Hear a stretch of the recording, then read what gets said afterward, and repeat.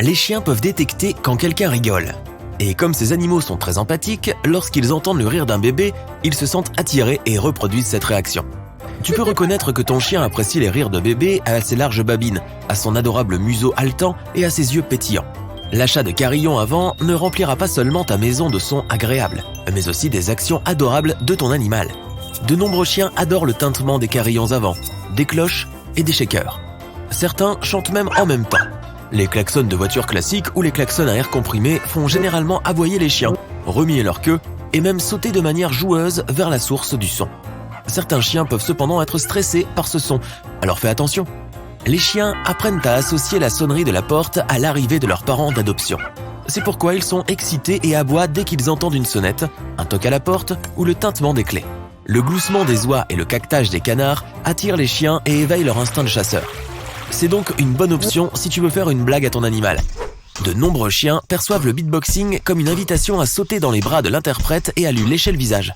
Certains parents de chiens affirment même que ton animal peut aussi apprendre le beatbox si vous vous entraînez ensemble. Le sifflet est un bon vieil outil pour attirer l'attention d'un chien. Si tu utilises un sifflet spécial pour chien, veille à ne pas souffler très fort et trop près de la tête de ton toutou. Cela pourrait endommager les oreilles sensibles des chiens. La plupart des chiens aiment les jouets qui couinent. Le bruit qu'ils font lorsqu'ils les mordent stimule un centre de plaisir dans le cerveau du chien. Plus les jouets couinent, plus le chien éprouve du plaisir. Aussi, les chiens aiment faire couiner leurs jouets parce que ce son attire généralement l'attention de leur maître. Et ils aiment ton attention plus que toute autre chose. Lorsqu'un chien entend un autre chien aboyer, il est attiré et remue la queue.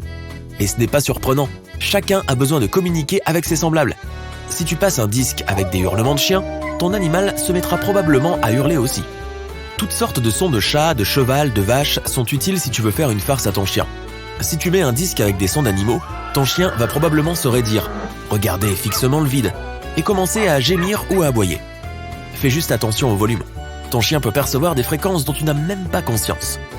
C'est pourquoi les sons subtils créés par des insectes, tels que les mouches, les abeilles, les grillons, les sauterelles et même les araignées, peuvent faire réagir ton animal.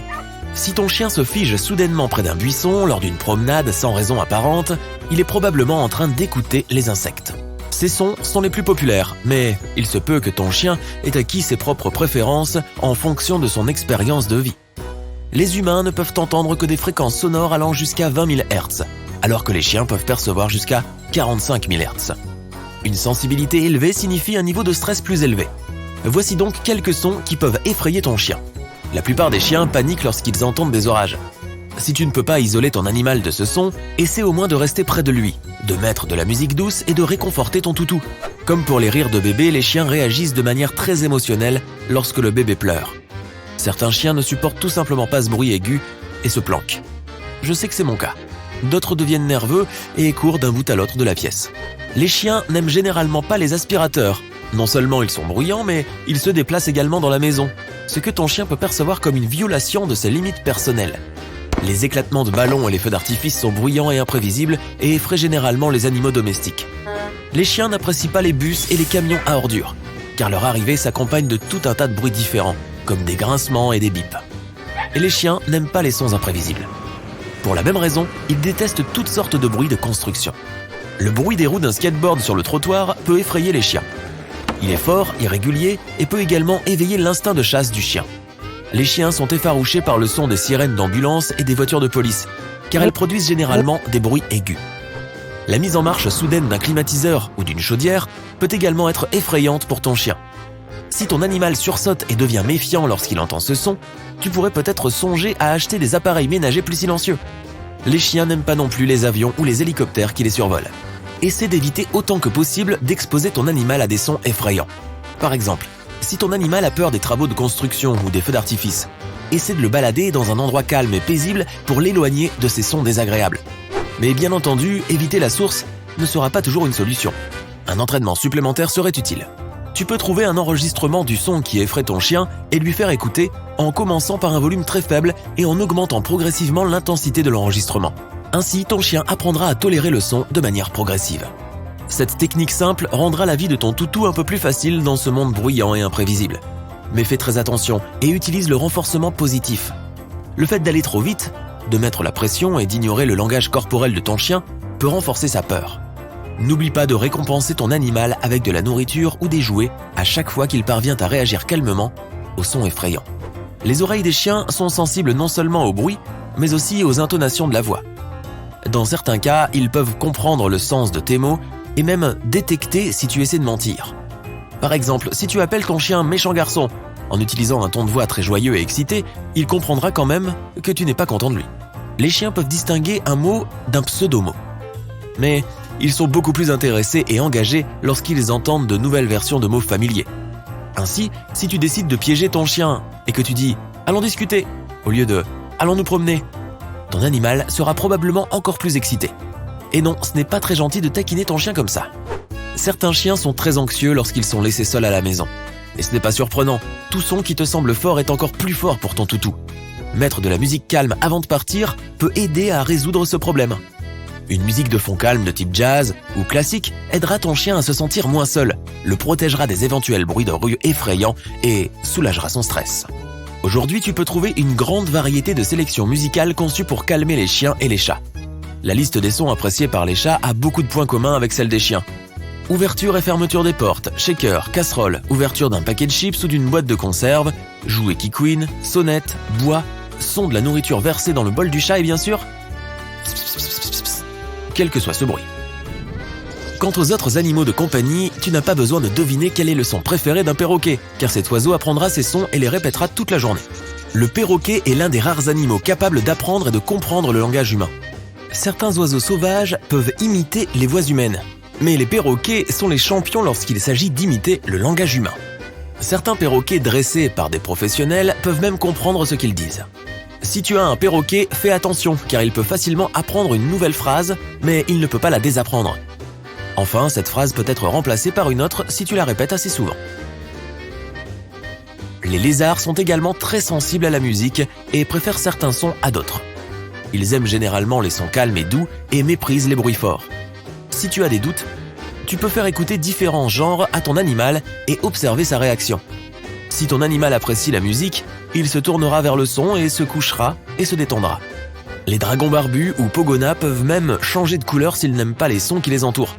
Parfois, ils peuvent même s'assombrir pour signifier qu'ils sont contrariés par tes goûts musicaux. Le silence, les caresses et le bain aideront à soulager ce stress.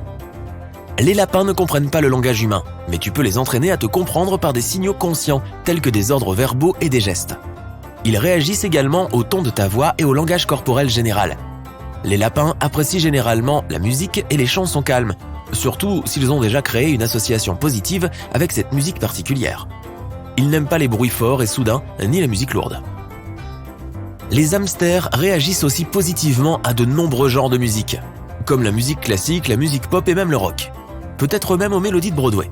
Les bruits forts peuvent causer un grand stress au hamster, alors sois bien prudent.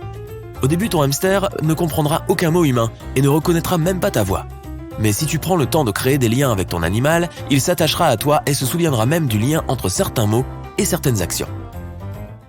Savais-tu que les animaux voyaient le monde différemment de nous ? Prenons ceci par exemple. Les pigeons ont en fait une meilleure vue que les humains. C'est fou, non ? Alors, essayons donc de voir le monde à travers les yeux de certains animaux. Commençons par les serpents. Leur façon de voir le monde est totalement différente de la nôtre. Ils ont des récepteurs spéciaux sensibles aux infrarouges dans leur museau. Cela leur permet de percevoir la chaleur émise par les mammifères à son chaud. Maintenant, passons aux vaches. Ces grandes gaillardes ne voient pas les couleurs aussi bien que les humains. Elles sont incapables de percevoir la couleur rouge, car elles ne possèdent pas les récepteurs nécessaires dans leur rétine. Elles perçoivent donc seulement des variations de bleu et de vert. De plus, elles n'aiment pas quand quelqu'un s'approche d'elles par derrière. Leur vision est presque panoramique et la seule zone qu'elles ne peuvent pas voir directement, c'est l'arrière de leur tête. Alors, si jamais tu te faufiles derrière une vache, assure-toi de te faire remarquer. Les chevaux ont un angle mort juste devant leur visage, en raison de la position de leurs yeux. Cela signifie qu'ils ne peuvent pas voir les choses directement devant eux. De plus, ils ne perçoivent pas autant de couleurs que nous. Tout comme les vaches, leur monde est principalement composé de vert, de jaune et de bleu. Pauvres bêtes. Les yeux des poissons disposent de récepteurs ultraviolets et d'une lentille plus arrondie que la nôtre. Cela leur confère une vision à presque 360 degrés. En ce qui concerne les couleurs, ils sont capables de voir les mêmes que nous. Mais puisque la lumière se comporte différemment sous l'eau, ils ont du mal à distinguer le rouge et ses nuances. Les poissons des profondeurs peuvent facilement voir dans l'obscurité, ce qui est extrêmement utile. Les requins, en revanche, ne peuvent pas du tout distinguer les couleurs, mais ils voient beaucoup plus clairement sous l'eau que nous. Les oiseaux ont des façons assez uniques de voir le monde. Contrairement aux humains, ils peuvent distinguer la lumière ultraviolette. Cela les aide à différencier les mâles et les femelles de leur propre espèce, ainsi qu'à mieux se repérer dans leur environnement. De plus, ils sont très doués pour se focaliser. Ainsi, les faucons et les aigles peuvent se concentrer sur une petite souris dans un champ jusqu'à une distance de plus d'1 kilomètre. Un pigeon peut percevoir toutes sortes de petits détails. Donc, si jamais tu as besoin de repérer une fissure dans le trottoir, demande simplement à un pigeon. Et au fait, ils ont un champ de vision de 340 degrés et, de façon générale, leur vue est considérée comme 2 fois plus affûtée que celle des humains. Et voilà, je suis jaloux d'un pigeon. Les insectes ont aussi des schémas de perception assez étranges. Les mouches, par exemple, ont des milliers de petits récepteurs oculaires qui travaillent de concert pour leur octroyer une vision globale de ce qui se passe autour d'elles. Et devine quoi? Elles distinguent tout au ralenti. De plus, elles peuvent également voir la lumière ultraviolette, ce qui les aide à communiquer. Les abeilles ont leurs propres problèmes. Ces petites créatures sont incapables de reconnaître la couleur rouge. Pour elles, cela ressemble juste à du bleu foncé. C'est fou, non? Passons aux rats. Ces petits gars ne peuvent pas non plus voir le rouge, mais ce n'est pas la partie la plus étrange. Chacun de leurs yeux se meut indépendamment, de sorte qu'ils voient double tout le temps. C'est étonnant qu'ils ne se cognent pas plus souvent contre les murs, n'est-ce pas?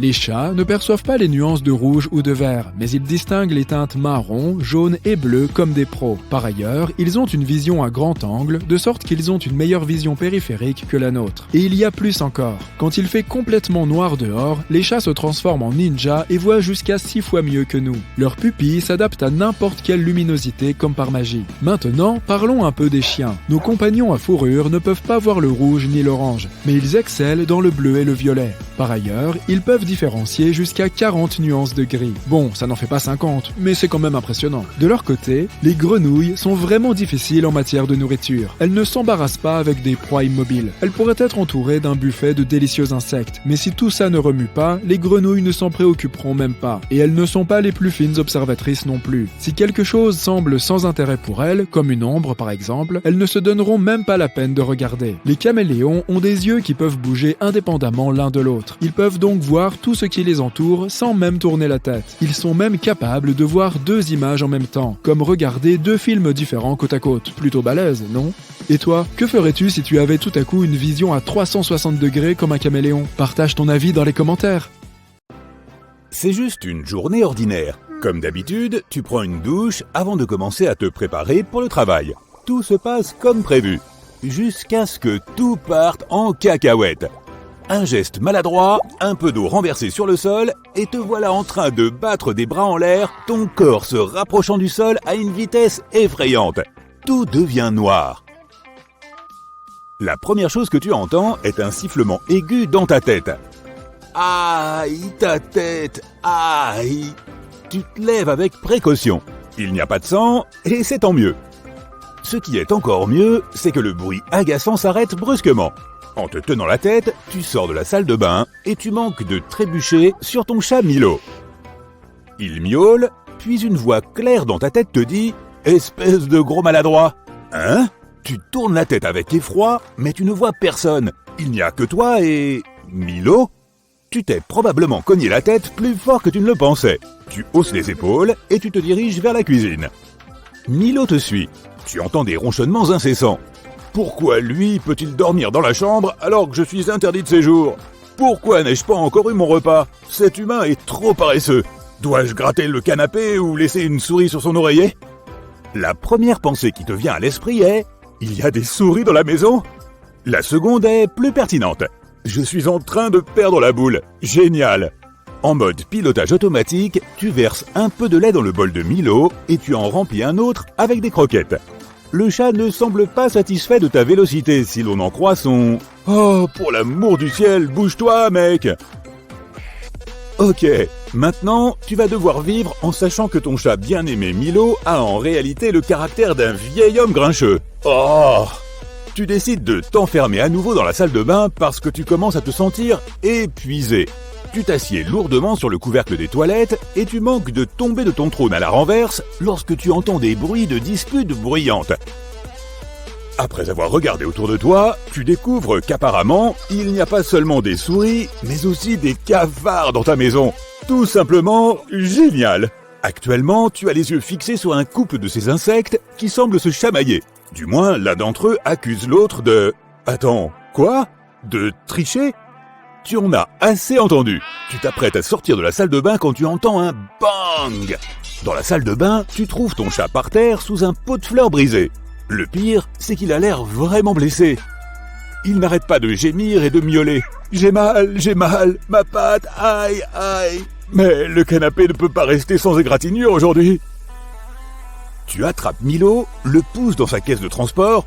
Hé, attention toi, le bipède! Et tu te diriges vers la clinique. Sur le chemin, tu dois te concentrer fortement pour bloquer le bruit des innombrables voix qui t'assaillent. La salle d'attente du vétérinaire est pleine. Tu vas devoir patienter longtemps. Une demi-heure plus tard, ta tête est prête à exploser. Tu as découvert que ce python jaune s'intéresse de façon suspecte au hamster que la jeune fille qui se trouve dans le coin serre contre sa poitrine. Si joli. Le hamster s'inquiète de sa réserve de noix. Où les ai-je cachés? Où? Un petit chien venu avec une dame âgée a peur des aiguilles. Si ce truc pointu s'approche encore une fois de moi, ils vont le regretter. Je détruirai tout le monde sur mon passage. Ton tour est enfin venu. La vétérinaire t'invite dans son cabinet et tu te penches pour récupérer Milo quand un jeune homme à l'air désespéré fait irruption dans la pièce. Mon chiot, qu'est-ce qu'il a? La vétérinaire te regarde en s'excusant, mais tu es concentré sur le chiot. Il a l'air faible, mais tu parviens à comprendre les mots « chocolat, miam ». Lorsque tu dis au vétérinaire et au propriétaire anxieux que le toutou a mangé du chocolat, qui est en fait un poison pour les chiens, ils te regardent d'un drôle d'air et disparaissent dans le cabinet du médecin. Quelque temps plus tard, le type sort, tenant le chien qui a l'air bien mieux qu'avant. Lorsqu'ils sont partis, le vétérinaire se tourne vers toi. « Comment avez-vous compris que ce chien avait mangé du chocolat ?»« Oh, nous y voilà !» Tu décides que l'honnêteté est la meilleure stratégie. Et tu dis au vétérinaire que tu peux comprendre ce que disent les animaux. Bien sûr, elle ne te croit pas. Tu dois faire des efforts pour la persuader. Mais avec l'aide de 2 autres chiens, de Milo et d'un vieil écureuil, tu parviens à lui faire croire ce que tu avances. Lorsque tu rentres à la maison, tu as la tête qui tourne et tu as très faim. Tu ne penses qu'à des œufs au plat et du bacon. Miam! Attends, du bacon? Mais c'est... Oh, visiblement à partir d'aujourd'hui, tu es devenu végétalien. Quoi qu'il en soit, c'est là que tout bascule. Tu ne sais pas comment cela s'est produit, mais tu deviens célèbre du jour au lendemain. Le lendemain matin, un grand bruit te réveille. Et ce n'est pas comme si des animaux te parlaient. Tu regardes par la fenêtre et tu vois une foule de gens rassemblés autour de ta maison. Certains sont des journalistes, mais d'autres sont des propriétaires d'animaux de compagnie venus te demander de l'aide. Milo n'est pas content. Tout en grognant sans arrêt et en te traitant de tous les noms, il te mord la jambe et se réfugie sous les escaliers. Et toi, tu sors de chez toi pour parler aux gens et répondre aux questions des journalistes. Le soir, tu es épuisé, mais aussi heureux. Tu as sauvé plusieurs animaux aujourd'hui. Ils avaient de graves problèmes de santé et des troubles psychologiques que leurs propriétaires n'arrivaient pas à résoudre seuls. Allongé dans ton lit dans le noir, tu réfléchis à la façon dont tu pourrais utiliser tes pouvoirs. C'est alors que ton plan prend forme. Bientôt, tu deviens le spécialiste des soins aux animaux le plus renommé au monde. Tu écoutes les animaux parler de leurs problèmes, tu les soulages de leur dépression et tu les aides à résoudre les malentendus avec leurs propriétaires. Des émissions de télévision t'invitent pour des interviews, ta chaîne YouTube se développe chaque jour. Les gens te reconnaissent dans la rue et te demandent de prendre des photos avec eux. Tu voyages dans le monde entier, tu aides les espèces menacées et tu donnes des conférences. Tu ouvres des cliniques vétérinaires aux 4 coins du globe et tu invites les meilleurs professionnels à y travailler. Tu ne te sens jamais seul. Il y a toujours quelqu'un à qui parler ou à écouter. Au moins quelques oiseaux quand tu te promènes dans le parc ou quelques poissons quand tu as un rare moment de repos sur la plage. En même temps, tu as pris conscience du nombre d'animaux qui supplient pour obtenir de l'aide. Mais personne ne peut les entendre. Tu décides alors d'endosser le rôle de leur porte-parole. Il s'avère que tu es maintenant célèbre non seulement dans le monde des humains, mais aussi dans celui des animaux. Ils sont reconnaissants et en retour, ils commencent à t'informer de différentes catastrophes naturelles qui sont sur le point de se produire sur la planète. Tu as entendu dire que les animaux pouvaient prédire les tremblements de terre ou les éruptions volcaniques. Et si avant, les gens devaient faire des efforts pour remarquer le comportement inhabituel de certaines espèces, désormais, les animaux te transmettent simplement des informations sur ce qui va se passer et où. Avec le temps, tu remarques que tu passes moins de temps parmi les gens et plus de temps avec les animaux. Ensemble, vous planifiez des campagnes contre les zoos, les cirques et autres lieux où les animaux sont détenus contre leur gré. Et puis un jour, l'impensable se produit. Tu rentres chez toi lorsqu'une camionnette noire s'arrête à côté de toi. Plusieurs types masqués t'attrapent et te poussent à l'intérieur. Les portes se referment dans ton dos. À l'intérieur, tu découvres que plusieurs personnes influentes ne sont pas contentes de ton activité. Tu te rends compte que ce voyage ne va pas bien se terminer. Les gars te bandent les yeux et te conduisent quelque part. Mais à un moment, tu perds pied et tu te cognes la tête contre quelque chose. Très fort. Tu ouvres les yeux, Milo se tient au-dessus de toi et regarde ton corps étendu avec une certaine indifférence. Et puis la chose la plus terrible se produit. Il miaule ce qui ressemble à une phrase entière, se détourne et sort de la salle de bain. Et tu ne comprends pas un seul miaulement de ce qu'il dit. Est-ce que tout cela n'était qu'un rêve ? Le ciel vire soudainement à l'orange. En levant les yeux, tu ne vois que des millions de papillons. Tu as eu la chance d'assister à un spectacle naturel sans nul autre pareil. La migration annuelle des papillons monarques. Chaque automne, lorsque les jours raccourcissent et que les températures baissent dans le nord-est des États-Unis et au Canada, ces magnifiques créatures quittent leurs aires de reproduction estivale. Elles parcourent jusqu'à 5000 km jusqu'au Mexique et n'en reviennent jamais. Leur terrain d'hivernage idéal se niche dans les montagnes. Des millions de papillons monarques y vivent en sécurité dans l'épais branchage des pins oyamel. Une fois l'hiver terminé, il est temps pour eux de remonter vers le nord. Ils font d'abord une halte aux abords du Texas pour s'accoupler et pondre leurs œufs sur des plants d'asclépiades. Quelques jours plus tard, ces œufs se transforment en chenilles, qui se nourrissent de la plante jusqu'à ce qu'elles se transforment en papillons adultes. C'est ensuite à leur tour de poursuivre leur voyage vers le nord, à la recherche d'un nouveau lieu de reproduction. Ainsi, les générations se succèdent au cours de leur périple, et il peut en falloir jusqu'à 5 pour atteindre la destination finale du Canada. C'est un véritable mystère de la nature que ces papillons voyageant vers le sud puissent vivre jusqu'à 8 mois au gré des courants aériens, lorsque la même espèce au retour ne complète son cycle de vie qu'en 5 à 7 semaines. Les scientifiques ne savent toujours pas pourquoi les monarques migrent, ni comment ils font pour se repérer.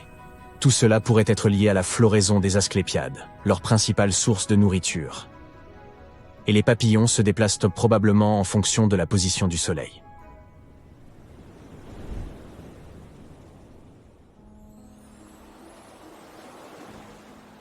Les baleines à bosse sont de véritables championnes en matière de migration et de gigantisme au sein des mammifères.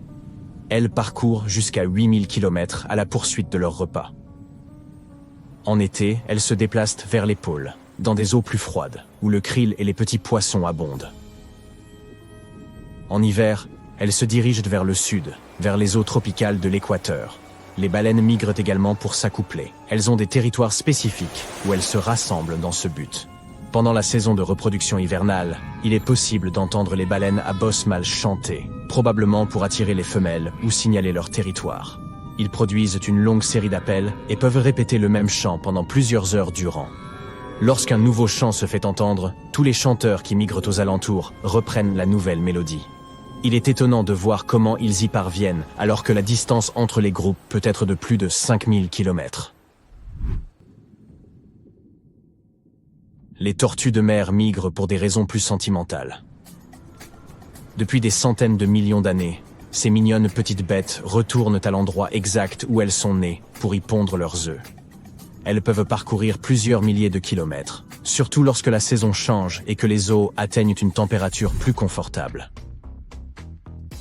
Cela peut leur prendre des années, car certaines d'entre elles traversent l'océan Pacifique de l'Indonésie jusqu'à la côte ouest des États-Unis et du Canada, ce qui représente un total de 6000 km.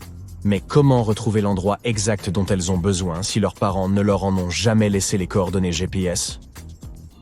Des scientifiques ont découvert qu'elles se repéraient en utilisant les lignes invisibles du champ magnétique terrestre.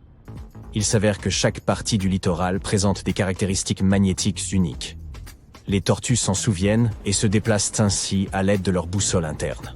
Le champ magnétique change lentement mais sûrement, et les tortues doivent donc déplacer leur site de nidification en conséquence. Les saumons naissent dans les cours d'eau douce et rejoignent l'océan à l'âge juvénile. Le saumon de l'Atlantique est brun et tacheté lorsqu'il parcourt des centaines de kilomètres en eau douce, puis prend une teinte argentée dans l'océan, où il parcourt plus de 1000 kilomètres. Les saumons adultes restent dans l'océan pendant 1 à 5 ans, se nourrissant principalement de zooplancton. Il est ensuite temps pour eux de retourner en eau douce pour frayer. Sur le chemin du retour vers leur zone de reproduction, il leur faut remonter des centaines de mètres de dénivelé à contre-courant dans les torrents de montagne. Ce voyage difficile s'appelle la migration du saumon.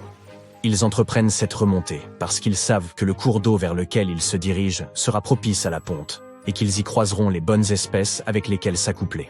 Les jeunes saumons se souviennent de l'odeur de leur cours d'eau d'origine et notent probablement même les différents points du trajet vers l'océan pour le retrouver. Tout comme les tortues de mer, ils utilisent le champ magnétique terrestre comme boussole pour leur déplacement. Le saumon du Pacifique et la plupart des saumons mâles de l'Atlantique ne vivent que quelques semaines après le frai, et quelques saumons femelles de l'Atlantique survivent et migrent à nouveau vers l'océan. Les caribous, plus connus sous le nom de rennes, sont les champions de la distance de migration parmi les mammifères terrestres. Chaque printemps, ils parcourent une étendue d'environ 650 km en Alaska, de leur garde-manger hivernal à leur aire d'alimentation estivale. Les individus parcourent jusqu'à 5000 km, mais la migration des troupeaux est bien plus spectaculaire. Le plus grand, le troupeau de l'Arctique de l'Ouest, compte pas moins de 2000-6000 membres, et son territoire de migration couvre une superficie supérieure à celle de la Californie.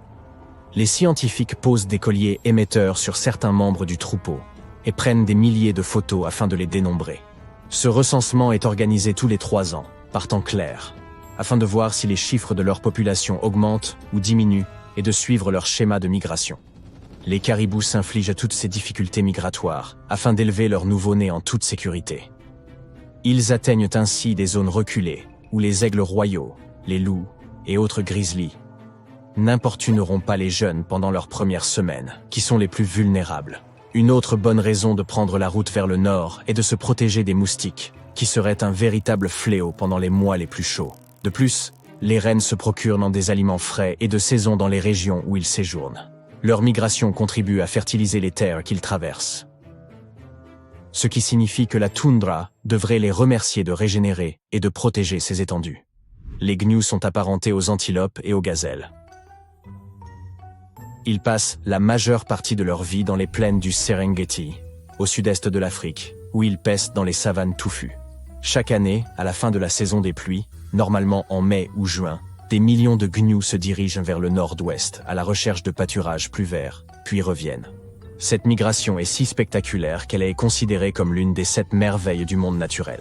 Malheureusement, tous les gnous n'atteignent pas leur destination finale car ils doivent traverser des rivières remplies de crocodiles et se jouer des lions affamés et d'autres prédateurs.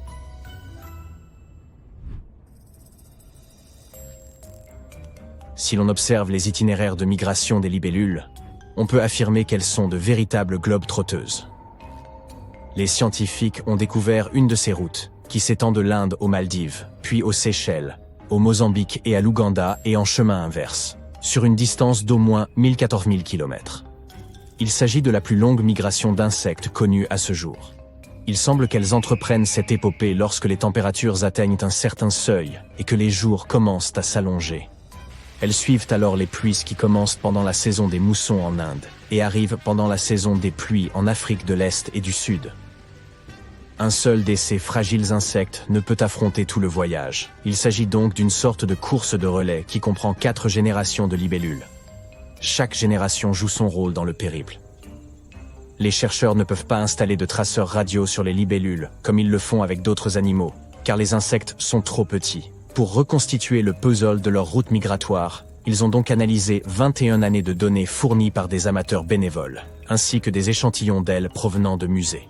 Chacun de ces échantillons portait un code chimique qui permettait de déterminer approximativement la provenance de l'insecte. Ces données ont aidé les scientifiques à comprendre la distance parcourue par tel ou tel insecte à l'âge adulte. On sait que les éléphants traversent l'Afrique depuis des siècles. Ils se fient à la mémoire du chef de leur troupeau pour se souvenir de ces périlleux itinéraires migratoires. Ce grand chef des éléphants guide tous les autres vers des sources d'eau et de nourriture lorsque les saisons changent. Les éléphants migrent également pour éviter les dangers, qui sont le plus souvent représentés par l'homme. Les éléphants ont développé leur propre méthode de communication pour transmettre des informations sur un éventuel danger. Ils utilisent des sécrétions chimiques, des vibrations, des gestes et le toucher. Récemment, de nombreux pays d'Afrique ont restauré certaines des plus anciennes voies de migration des éléphants. Ces animaux à grandes oreilles évitent généralement les zones dangereuses pendant des générations, mais dès qu'ils savent que la route est sûre, ils l'empruntent à nouveau. Nous savons tous que la nature fait bien les choses. Si elle dote une créature d'une aptitude particulière, tout devrait logiquement bien se passer, n'est-ce pas? Eh bien, oui. Sauf que certains clichés d'animaux sauvages nous font nous demander si l'évolution n'est pas allée de travers. La disposition naturelle des serpents leur permet d'avaler une souris tout entière. Mais dans certains cas, cette formidable capacité peut se retourner contre eux. Et oui, les serpents peuvent en fait s'avaler eux-mêmes. Les chercheurs pensent qu'ils le font surtout en raison du stress, de la captivité, de la régulation des températures, de la faim ou de la maladie. Le serpent est complètement impuissant dans une telle situation et cela se voit. S'il ne reçoit pas d'aide à temps, ses propres sucs digestifs peuvent commencer à ronger la queue qu'il a avalée. Si tu surprends ton serpent de compagnie en train de faire cela, essaye de l'en empêcher ou emmène-le chez le vétérinaire. D'accord, mais qu'en est-il des crocs, me diras-tu? Un serpent venimeux est-il immunisé contre son propre venin? Si le serpent le digère, alors tout ira bien. C'est parce que l'un des principaux composants du venin sont les protéines. De plus, le venin est excrété par une glande qui se situe dans la bouche du serpent. Ainsi, quelle que soit la proie que le serpent mord, il y a de fortes chances qu'il en avale un peu. La seule façon pour un serpent de souffrir de son propre venin serait de se mordre directement dans un vaisseau sanguin. Dans un pareil cas, il aura la même réaction que n'importe quel autre animal. Tu t'es réveillé avec les cheveux en pétard? Regarde plutôt ce spécimen. Chris est un bélier mérinos australien qui est devenu une célébrité en 2015, après avoir été découvert dans la nature. Des fermiers l'ont tondu et en ont retiré près de 40 kilos de laine. Lorsque l'animal a été retrouvé, il portait sur lui une toison de plus de 5 ans. Mais Chris appartenait à une race de moutons domestiques qui doivent être tondus régulièrement. Dans le cas contraire, l'animal court un grand risque de blessure et d'infection. La vie de ces petits choux dépend donc directement de leur passage chez le coiffeur. Parlons maintenant des cornes. Les bovins, les chèvres et bien d'autres espèces arborent fièrement cette coiffure fantaisiste, non seulement pour le style, mais aussi comme une arme en vue d'affrontements violents. Si tu demandes directement son âge à ce bélier, tu obtiendras sûrement un « pour réponse. Mais si tu veux en obtenir une plus précise, tu peux compter le nombre de cernes sur ses cornes. Le cercle le plus grand et le plus foncé marque généralement son 4e anniversaire, lorsque le bélier est suffisamment mûr pour s'accoupler. Bien que les cornes des animaux puissent sembler très résistantes, la plupart d'entre elles sont en fait constituées de kératine. Il s'agit de la même protéine que celle dont sont faits les cheveux et les ongles des humains. Les cornes ne cessent de pousser au fur et à mesure que l'animal vieillit, tout comme nos propres cheveux. Elles peuvent finir par se recourber pour prendre des formes vraiment extravagantes, ce qui fait que ces armes se retournent parfois contre leurs propriétaires. Voici à quoi ressemble la corne d'un mouton Wiltshire lorsqu'il est jeune. Mais au fil des ans, les cornes se recourbent le plus souvent devant le visage de l'animal. Si la plupart d'entre elles poussent de manière inoffensive, les cornes qui poussent vers l'intérieur peuvent finir par s'approcher dangereusement de la tête du mouton. C'est le cas de ce bélier qui n'a vraiment pas eu de chance, c'est le moins qu'on puisse dire. Sa corne a lentement poussé dans son propre crâne et finalement, cela ne s'est pas très bien terminé pour lui. Bien sûr, rien de tout cela ne serait arrivé dans une ferme, car les éleveurs auraient coupé ses cornes de manière préventive. Mais hélas, dans la nature, les animaux ne peuvent pas souvent profiter d'un coiffeur à domicile. C'est pourquoi ils utilisent des pierres et des branches pour frotter et raboter leurs cornes afin de les entretenir, de la même façon que les humains se coupent les ongles. Une génétique défectueuse n'est pas la seule cause de déformation des cornes. En effet, lorsque les mâles de ces espèces veulent s'affronter pour la domination, ils commencent à se battre pour montrer l'un à l'autre qui est le patron. Ces batailles peuvent entamer la structure des cornes et les faire pousser à des angles bizarres, voire dangereux. Plus la forme originale des cornes est fantaisiste, plus leur fracture peut s'avérer problématique. Ce pauvre koudou d'Afrique en est un exemple frappant. Heureusement, dans certains cas, la croissance illimitée d'une partie du corps peut être bénéfique pour l'animal. Il n'y a qu'à voir ses adorables sourires. Si tu te casses une molaire, ton dentiste te dira probablement que c'est irréversible et te proposera de la remplacer. Mais si un alpaga se casse les dents de devant, il lui suffit d'attendre un peu. Bien que ces animaux n'aient pas de dents du haut, leurs dents du bas poussent constamment tout au long de leur vie. Et lorsqu'elles sont trop longues, elles peuvent te donner la chair de poule. C'est pourquoi certains éleveurs préfèrent les tailler de temps en temps, tout comme les propriétaires d'animaux prennent soin des griffes de leurs chats ou de leurs chiens. Les lamas ressemblent tellement aux alpagas que de nombreuses personnes confondent ces deux espèces. Mais la principale différence entre les deux est que les dents de devant des lamas sont recouvertes d'émail.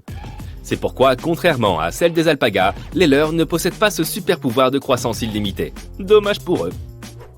Contrairement aux cornes en kératine, les bois des cerfs sont entièrement constitués d'eau. En règle générale, seuls les cerfs mâles ont des bois. Il est très rare que les femelles puissent également en développer, en raison de leur propre équilibre hormonal. Et c'est l'équivalent pour le cerf d'une barbe sur une femme humaine, qui peut parfois apparaître en raison de diverses conditions physiques. Seuls les adultes acquièrent et perdent tour à tour leur bois chaque année, ce qui coïncide avec leur saison de reproduction. Au début, ces bois sont recouverts de velours, une peau protectrice parcourue de vaisseaux sanguins. Mais une fois que les bois sont complètement développés, le cerf se débarrasse du velours, tout comme les serpents se débarrassent de leur mue. Bien que ce processus ne fasse pas de mal au cerf, il peut sembler assez effrayant. Une fois que les nouveaux bois sont fin prêts, les cerfs commencent à se battre avec d'autres mâles pour attirer l'attention de ces dames. En général, les cerfs se privent de manger et de dormir tant que dure cette compétition. Et si tu t'es déjà demandé si les bois des deux cerfs pouvaient se coincer les uns dans les autres, la réponse est oui. Chaque cerf risque de se retrouver empêtré avec son propre rival au lieu de passer une nuit romantique avec la femelle convoitée. Ça, c'est pas de peau. De plus, tous les dommages subis par le cerf lors de cette parade peuvent influer sur la croissance des bois si certains nerfs sont endommagés. Et tout comme les cornes, les bois peuvent se développer selon des angles improbables en raison de défaillances génétiques. Certaines mutations peuvent même les rendre monstrueusement grands. Ce cerf malchanceux, par exemple, peut à peine bouger la tête sans perdre l'équilibre.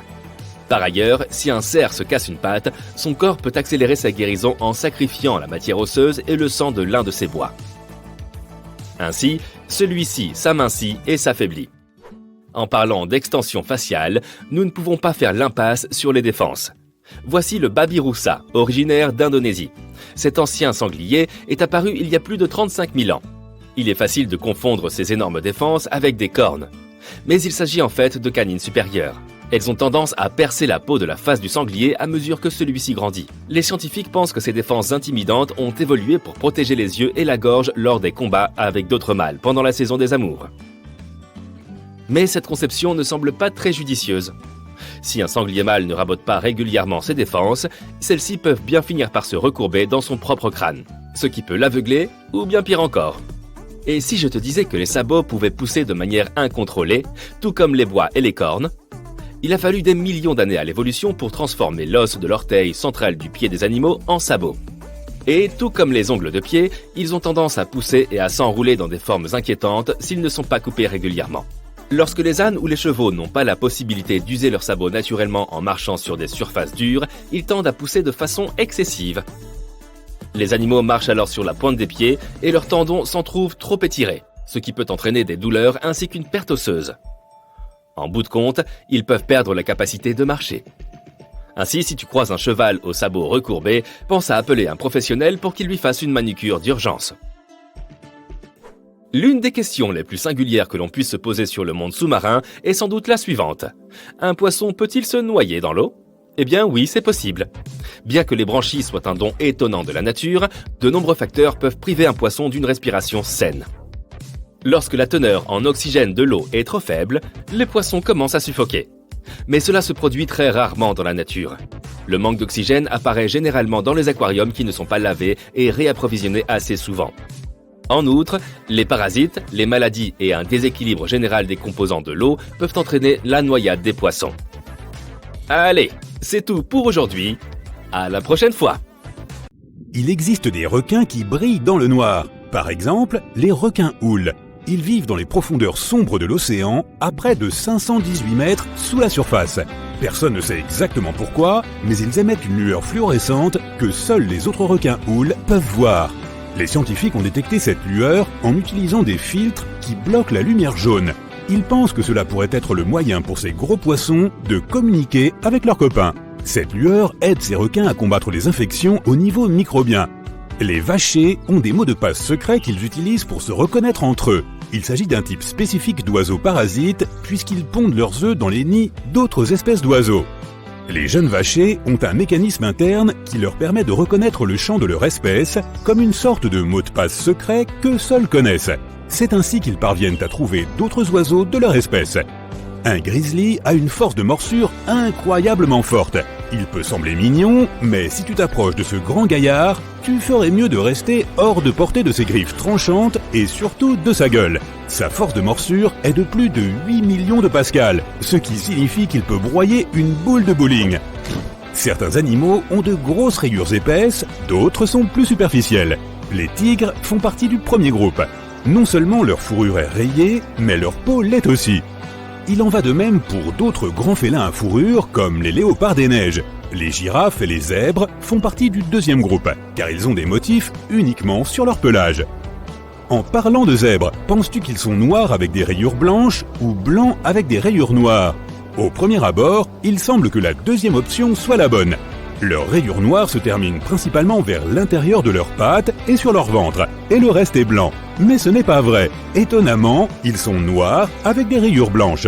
Toute leur fourrure, qu'elle soit blanche ou noire, pousse à partir de follicules qui contiennent des cellules appelées mélanocytes.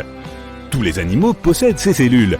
Elles produisent un pigment appelé mélanine qui donne de la couleur à leurs poils et à leur peau. Chez les zèbres, des messages chimiques indiquent quel mélanocyte envoie le pigment à quelle zone de la fourrure. C'est pourquoi les zèbres ont un motif noir et blanc. Mais le blanc n'est pas un pigment propre, c'est une absence de mélanine. Le noir est donc leur couleur par défaut. Les koalas ont des empreintes digitales si proches des nôtres qu'elles pourraient même altérer les scènes de crime. Apparemment, ils n'ont pas grand-chose en commun avec les humains. Mais regarde de plus près leurs mains. Elles ont des boucles et des arcs distinctifs, donc si un koala veut faire quelque chose d'illégal, il serait bon qu'il porte des gants. Les crabes fantômes grognent lorsqu'ils sont en présence de créatures qu'ils n'aiment pas ou qu'ils trouvent menaçantes. Ils le font en utilisant leurs dents de leur estomac. D'abord, ils te font savoir qu'ils se défendront si tu tentes quelque chose en te montrant leurs pinces. Si cela ne fonctionne pas, ils émettent un grognement effrayant comme les chiens. Mais le bruit provient du frottement de leurs 3 dents longues et dures à l'intérieur de leur estomac. Les crabes fantômes produisent le même bruit lorsqu'ils broient de la nourriture. En parlant de dents, savais-tu que les défenses des narvals sont en fait une sorte de dents à l'envers? Contrairement à la majorité des autres baleines, les narvals sont les seuls à posséder une grande défense ou dents qui poussent à l'intérieur de leur mâchoire. Ils possèdent jusqu'à 10 millions de terminaisons nerveuses qui ne sont pas protégées, ce qui signifie que sa défense est très sensible à tout type de contact. C'est presque comme un morceau de peau, car les défenses n'ont généralement pas beaucoup de terminaisons nerveuses. Près de 95% des humains sont droitiers, et c'est la même chose pour les grands dauphins. Il y a même plus de droitiers parmi eux que parmi les humains. Lors d'une recherche, les scientifiques ont découvert que les grands dauphins se tournent vers le côté gauche plus de 99% du temps, ce qui signifie qu'ils sont droitiers. Ils placent leur côté droit et leur œil droit plus près du fond de l'océan lorsqu'ils vont chercher leur proie, comme les calamars, les crevettes ou les petits poissons. D'autres faits intéressants sur l'océan. Tu savais que les baleines à bosse utilisent des bulles lorsqu'elles poursuivent leur proie? On pourrait penser qu'elles n'ont pas besoin de méthodes particulières vu leur taille. Mais lorsqu'elles guettent leur proie dans les eaux profondes, ces baleines font équipe et utilisent une technique appelée filet à bulles.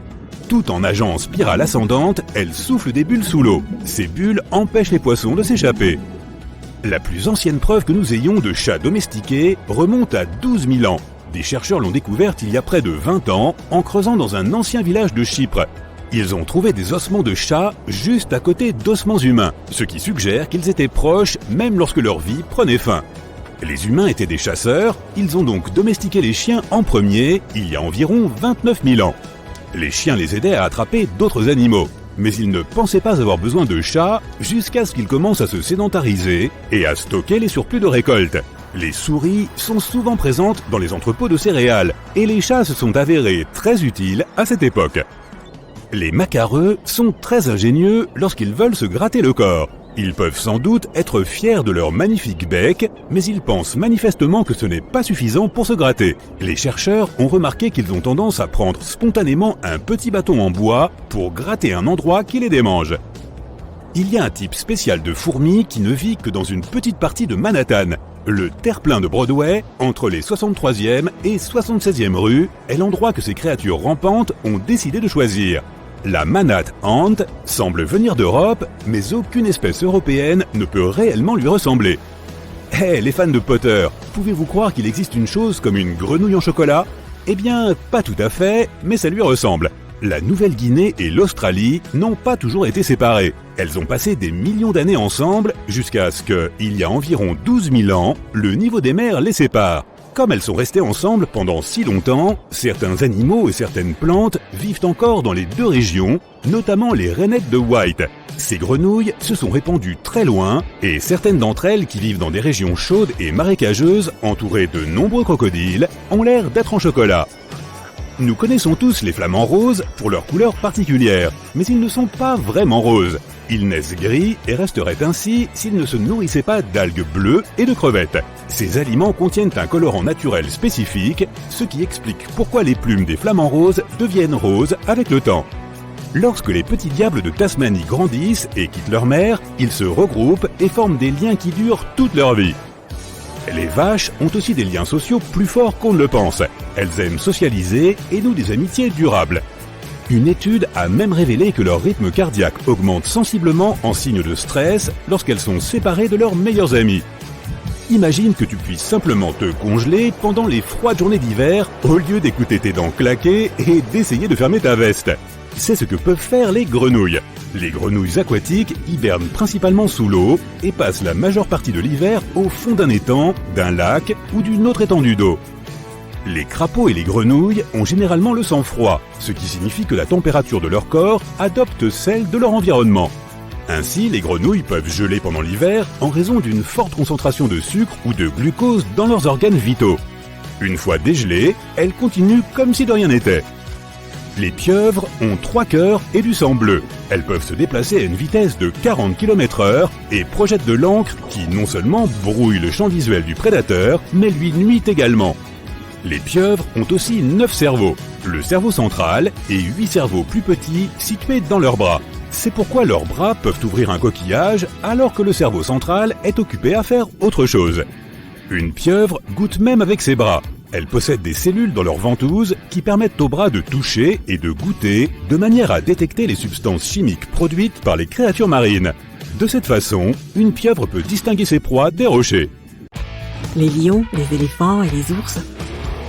3 des membres les plus majestueux, mais aussi les plus intimidants du règne animal. Pourrait-il y avoir quelque chose qui intimide ces créatures ? Tu pourrais être surpris. Commençons par le roi universellement reconnu des animaux, le lion. Certains prétendent que ce gros chat de la savane a peur de la substance la plus vitale connue de l'homme. Un petit indice, elle couvre 70% de la surface de la Terre. Vraiment, le lion aurait peur de l'eau? Non, c'est un mythe. Les lions aiment se baigner, notamment car cela leur permet de se rafraîchir. Cela a du sens lorsque l'on pense au climat auquel ces créatures doivent faire face. Les températures, dans un climat de savane, vont de 20 degrés à 30 degrés. Nous, les humains, avons très envie d'aller à la plage dès que le temps est chaud. Alors pourquoi devrions-nous nous attendre à quelque chose de différent de la part du lion ? Surtout si l'on considère que ces créatures présentent généralement un poids compris entre 127 et 190 kg, doublé d'un épais manteau de fourrure. L'ironie de ce mythe, qui stipule que les lions ont peur de l'eau et qu'ils sont en fait d'excellents nageurs. Il en va de même pour tous les autres grands félins de ces climats chauds, comme les tigres, les léopards, les jaguars et les oslots. Ce sont en fait les grands chats des climats froids qui font de leur mieux pour éviter l'eau. Cela s'applique à des félins comme les chats sauvages, les lynx et les léopards des neiges. Ces derniers vivent dans le biome froid de la toundra alpine. une zone rocheuse et montagneuse. Les températures y descendent jusqu'à 1 degré. Encore une fois, il est parfaitement logique que ces grands chats des climats froids redoutent l'eau. Mouiller leur pelage réduirait leurs chances de conserver leur chaleur. Mais il ne faut pas chercher bien loin pour comprendre d'où vient le mythe affirmant que les lions ont peur de l'eau. En fait, il y a de fortes chances que la raison se trouve près de ton écran d'ordinateur en ce moment même, sautant partout et faisant des bêtises. C'est vrai, nous avons peut-être sauté un peu trop vite à la conclusion que certains aspects comportementaux de nos propres chats de compagnie correspondraient à ceux d'un lion. Les chats domestiques, bien qu'apparentés à tous les grands félins mentionnés précédemment, ne descendent pas directement d'eux. Ils se sont plutôt développés sur des millions d'années à partir d'un seul ancêtre sauvage qui existe encore aujourd'hui dans la nature, le chat sauvage d'Afrique. Comme l'eau n'est pas abondante en Afrique du Nord et au Moyen-Orient, ces chats n'y ont pas été beaucoup exposés. Et comme leurs descendants, ils ne l'apprécient que pour la boire. Comme tu le vois probablement avec ton animal de compagnie, ils se baignent rarement et interagissent peu avec l'eau en général. Heureusement pour eux, ils n'en ont pas besoin. Ces félins domestiques utilisent leur langue pour se nettoyer. Elle est munie de minuscules papilles en forme de crochet qui aident les chats à faire disparaître les nœuds et à garder leur pelage propre, bien odorant et dans un état généralement impeccable. Les chats en général sont des créatures farouchement individualistes. Et tu es peut-être en train de t'insurger devant ton écran parce que ton chat, lui, adore l'eau et c'est tout à fait possible. Certains chats aiment même jouer avec, par exemple, les gouttes du robinet ou les bulles dans ton bain. Il existe des races spécifiques de chats domestiques connues pour apprécier la vie aquatique plus que d'autres.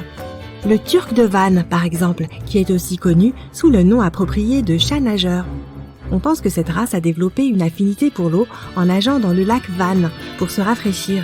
Ce lac se trouve dans la région où ces animaux ont évolué. Passons maintenant à un problème auquel un chat n'a absolument pas à faire face. As-tu déjà entendu parler de la musophobie ? Également connue sous le nom de suriphobie, ces deux mots désignent une peur des souris et des rats. Il existe une croyance populaire selon laquelle l'éléphant souffre de cette phobie. Cet animal mesure environ 3 mètres et pèse 4000 kilos. Et il aurait peur d'une créature qui ne mesure que 10 cm et pèse moins de quelques grammes ? Comment cette croyance est-elle apparue ?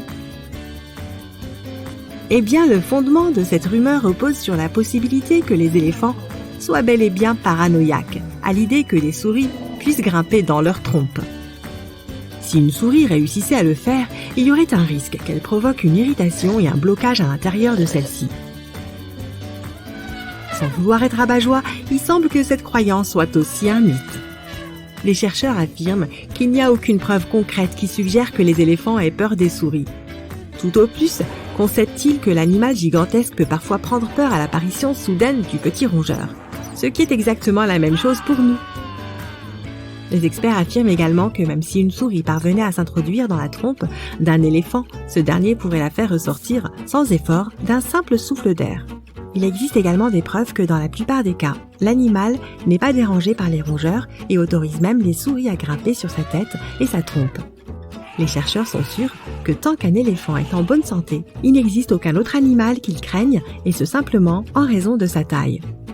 Ainsi, les lions n'ont pas peur de l'eau et les éléphants ne semblent pas avoir peur des souris. Mais est-ce qu'au moins l'une de ces rumeurs de peur animale est vraie ? Serons-nous tout aussi déçus en nous intéressant à la question de savoir si l'ours a une peur légitime ? Eh bien, ce serait compter sans le meilleur ami de l'homme. Oui, les ours se sentent assez mal à l'aise lorsqu'ils sont en présence de chiens. Et ce malgré une parenté génétique éloignée avec eux. Lorsque les deux créatures se rencontrent, le chien est capable de poursuivre, d'intimider, de coincer ou de contrarier l'ours. Quant au puissant animal, il essaiera plutôt d'éviter tout affrontement avec le chien. Il existe même une race de chiens finlandais connue sous le nom de chien d'ours de Carélie. Cette espèce est spécialement employée pour tenir tête aux grands animaux comme les ours. Ce chien a un excellent sens de l'orientation, une grande souplesse et maîtrise de son corps, du courage, un bon odorat et de la persévérance. Cela signifie-t-il que tu peux te promener avec ton chien dans une zone connue pour abriter des ours et te sentir absolument serein et confiant grâce à la présence de ton fidèle compagnon? Pas vraiment. Même si les ours peuvent être nerveux en présence de chiens, il ne faut pas oublier leur taille ni leur puissance. L'ours noir américain peut atteindre une hauteur de près de 2 mètres et peser jusqu'à 300 kilos.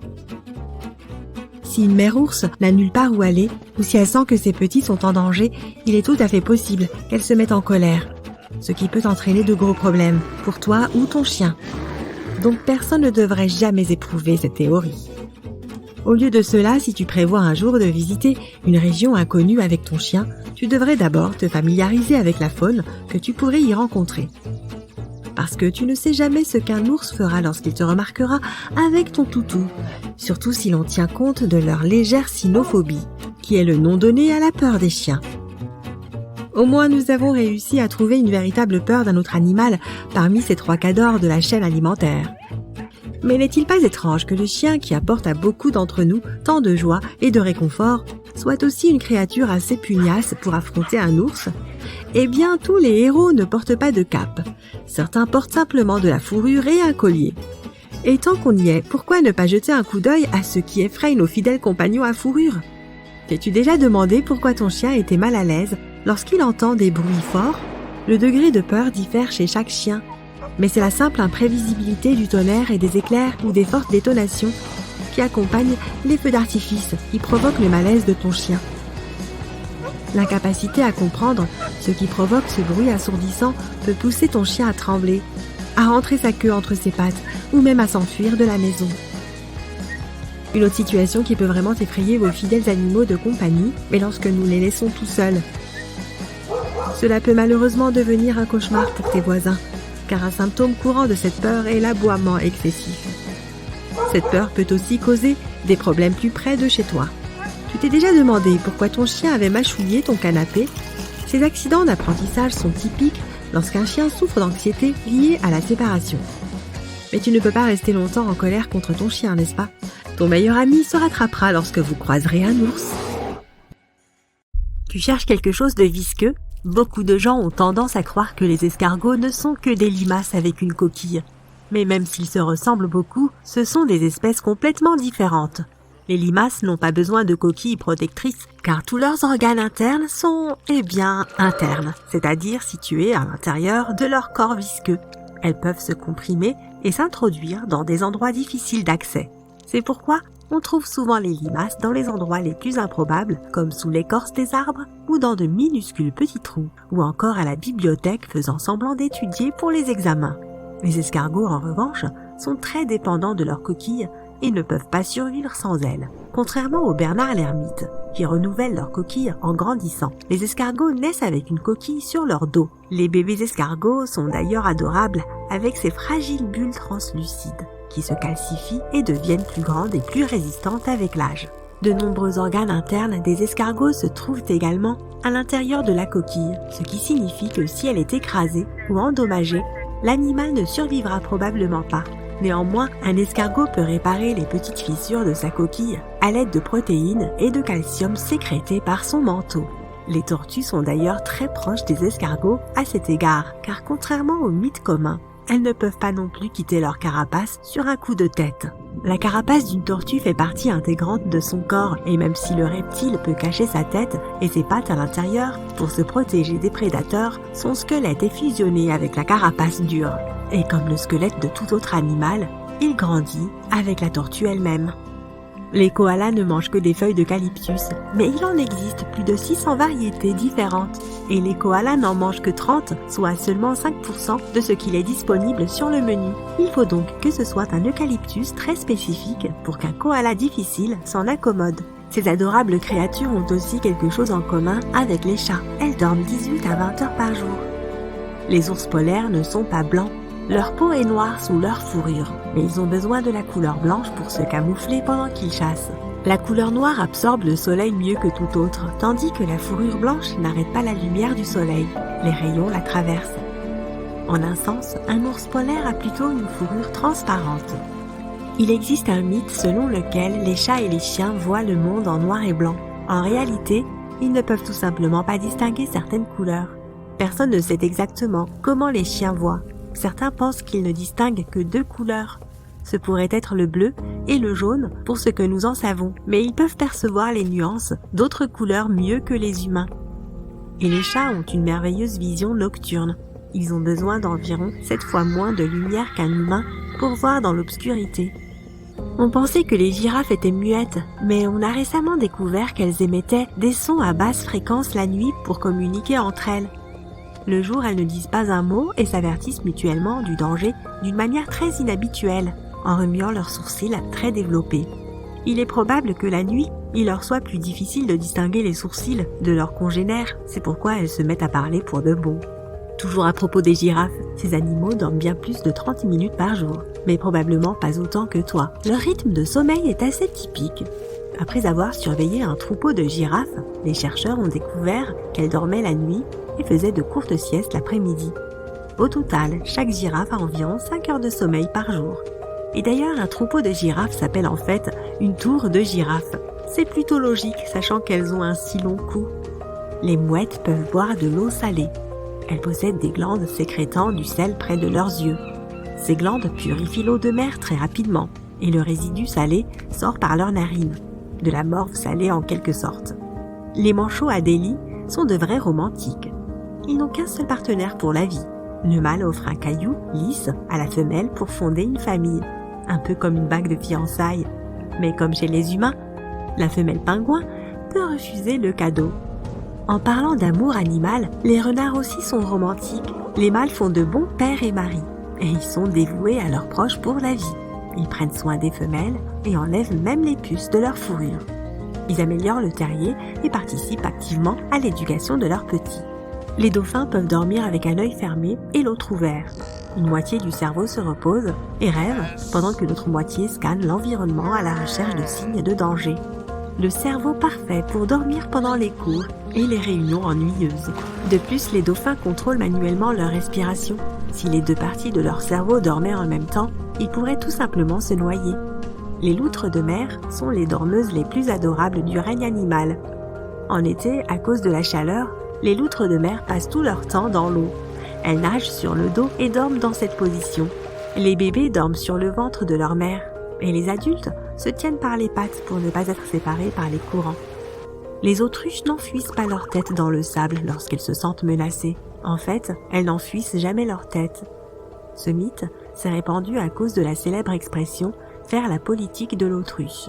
En réalité, les autruches creusent des trous dans le sable pour leurs œufs, car ce sont des oiseaux incapables de voler.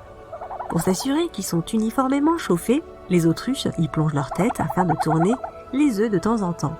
Mais ces animaux ont quand même une certaine propension à la fuite. Lorsqu'elles font face à une menace, elles peuvent se laisser tomber sur le sable et y rester parfaitement immobiles, en faisant semblant de ne pas être en vie. Selon une croyance populaire erronée, les requins ne pourraient respirer qu'en se déplaçant, car la natation les aide à pousser l'eau à travers leurs branchies. Bien que de nombreux types de requins soient effectivement conçus ainsi, beaucoup d'autres, comme les requins nourrices, qui arpentent les hauts fonds, n'ont pas besoin de nager pour pomper de l'eau riche en oxygène vers leurs branchies. Toutefois, tous les requins sont dépourvus de vessie natatoire, donc s'ils arrêtent de nager, ils vont probablement couler au fond de l'eau. Mais heureusement, le corps d'un requin ne peut pas être comprimé. C'est pourquoi les descentes ou les remontées rapides sont sans danger pour eux. Des scientifiques du Japon ont fait écouter des enregistrements audio à des chats pour prouver qu'ils étaient réellement dédaigneux. Dans ces enregistrements, les propriétaires des chats les appelaient par leur nom. Les pupilles des chats se dilataient et les animaux bougeaient leur queue, leurs pattes ou leurs oreilles. Ils entendaient donc les appels mais y répondaient rarement. C'est une question d'évolution. Les chats sont devenus proches des humains parce qu'ils étaient attirés par les souris qui mangeaient nos céréales. Ils ont vécu auprès des gens mais n'ont jamais réellement été apprivoisés. Et pourtant, nous continuons à les nourrir. Les oiseaux sont en fait parmi les derniers survivants des dinosaures. Ils ont évolué à partir des théropodes, les dinosaures qui couraient sur 2 pattes. Donc oui, techniquement, le T-Rex est un cousin éloigné du poulet, de l'autruche et même du colibri. En réalité, les flamants roses sont blancs, mais ils prennent cette teinte rose grâce au bêta-carotène, un pigment qui se trouve dans les algues et les crevettes dont ils se nourrissent. Toi aussi, tu peux changer la couleur de ta peau. Si tu manges beaucoup de carottes, elle deviendra légèrement orange. Cela se produira à cause de la forte teneur en bêta-carotène du légume. Les marins du monde entier ont parlé des calmars géants qu'ils ont rencontrés lors de leur voyage. Pendant de nombreuses années, les scientifiques ont considéré que les monstres aux longs tentacules étaient un mythe. Mais en 2004, la première photo d'un calmar géant a été réalisée. Ils existent réellement. Les scientifiques ont mesuré un animal de près de 13 mètres. Les moustiques piquent vraiment certaines personnes plus que d'autres. Les humains les plus attirants pour eux sont ceux qui ont du sang de type O. De plus, ces insectes ont une très bonne vue. Ils sont attirés par les couleurs vertes, noires et rouges. Alors vérifie la couleur de tes vêtements avant d'aller faire du camping. Tu peux mettre un requin en transe pendant 15 minutes. Pour cela, tu dois caresser le nez de l'animal avec ta main. Cette sorte d'hypnose est appelée immobilité tonique et se produit grâce aux récepteurs présents dans le nez du requin. Lorsqu'on les caresse, les récepteurs envoient de nombreux signaux et le cerveau du requin est incapable de tous les traiter. C'est comment tu es censé t'approcher suffisamment d'un requin pour lui frotter le nez. Les éléphants n'ont pas peur des souris en soi, mais ces animaux massifs ont une mauvaise vue et ils se déplacent assez lentement. C'est pourquoi ils peuvent être effrayés par un oiseau ou une petite créature, comme une souris, qui passe devant eux. C'est juste l'élément de surprise, rien de plus. Le caméléon peut changer de couleur, mais il ne le fait pas pour se camoufler. Le changement de couleur aide l'animal à réguler sa température et à communiquer avec ses pairs. Lorsque la plupart des chiens allaitent, leur langue pend de leur bouche. C'est pourquoi beaucoup de gens pensent que c'est ainsi qu'ils transpirent. En réalité, les glandes sudoripares des chiens sont situées sur les coussinets de leurs pattes. De plus, il y a d'autres glandes sudoripares sur tout leur corps. Les chiens allaitent pour faire évaporer l'humidité de leur voie nasale, de leur langue et de la paroi de leurs poumons. Cela les aide aussi à se rafraîchir. Tu veilles sans doute à laisser les guêpes tranquilles, mais ne sois pas si sûr qu'elles en feront de même avec toi. Les abeilles respectent tes limites, et si tu ne les déranges pas, elles ne te feront pas de mal. Mais les guêpes, pour leur part, sont parfois de si mauvaise humeur qu'elles peuvent te piquer, même si tu ne fais que passer près de leur nid. Incroyable mais vrai, les paresseux peuvent retenir leur souffle plus longtemps que les dauphins. Ils ralentissent tellement leur rythme cardiaque qu'ils peuvent rester sous la surface jusqu'à 40 minutes. Contrairement aux poissons, les dauphins et les baleines sont des mammifères aquatiques, ce qui signifie qu'ils ne peuvent pas respirer sous l'eau. Quand il s'agit de respirer, ils sont plus semblables à nous qu'aux poissons. Ils possèdent des poumons et respirent au moyen d'un orifice appelé l'évent. Lorsqu'ils sont sous la surface, ils retiennent leur souffle jusqu'à ce qu'ils puissent remonter pour respirer. Les dauphins peuvent rester sous l'eau pendant 10 minutes. Un cachalot peut retenir sa respiration pendant 90 minutes. Tandis que l'éléphant de mer détient le record parmi les mammifères aquatiques et peut rester sous l'eau pendant 2 heures sans avoir à remonter.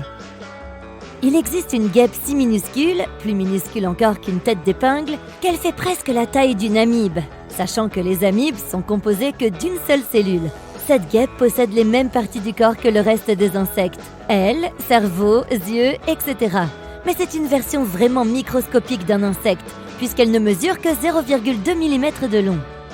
Le plus petit insecte adulte que nous connaissions est une guêpe parasite au nom bien complexe. Il s'agit des mimaridés. Les mâles n'ont pas d'ailes, ils sont aveugles et ne mesurent que 0,1 mm. Ce n'est pas un hasard si chaque espèce animale a des couleurs et des motifs différents. C'est notamment pour les aider à se distinguer entre eux lorsqu'ils cherchent leur partenaire d'accouplement potentiel ou pour avertir les prédateurs qu'ils sont venimeux, en espérant qu'ils comprennent le message. Ensuite, il y a les prédateurs furtifs comme les tigres. Il est très important pour eux de rester invisibles car cela fait toute la différence. Si leur proie les voit venir de loin, pas de dîner ce soir. Mais alors, pourquoi les tigres sont-ils oranges ? Pour nous, l'orange est une couleur utilisée pour les choses qui doivent être très visibles. Par exemple, pour les gilets de sécurité ou les cônes de signalisation. Pour l'œil humain, l'orange se distingue généralement dans l'environnement. Donc, si un tigre se dirige vers toi, tu le repéreras assez facilement. Mais les humains ont une vision des couleurs dites trichromatiques.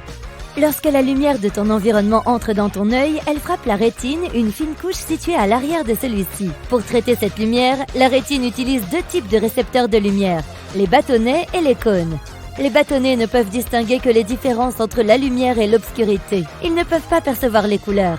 Nos yeux s'appuient principalement sur les bâtonnets lorsque la lumière est faible. Les cônes sont responsables de la perception des couleurs. Les humains en possèdent principalement 3 types, pour le vert, le bleu et le rouge. C'est pour cette raison que nous qualifions notre vision de trichromatique.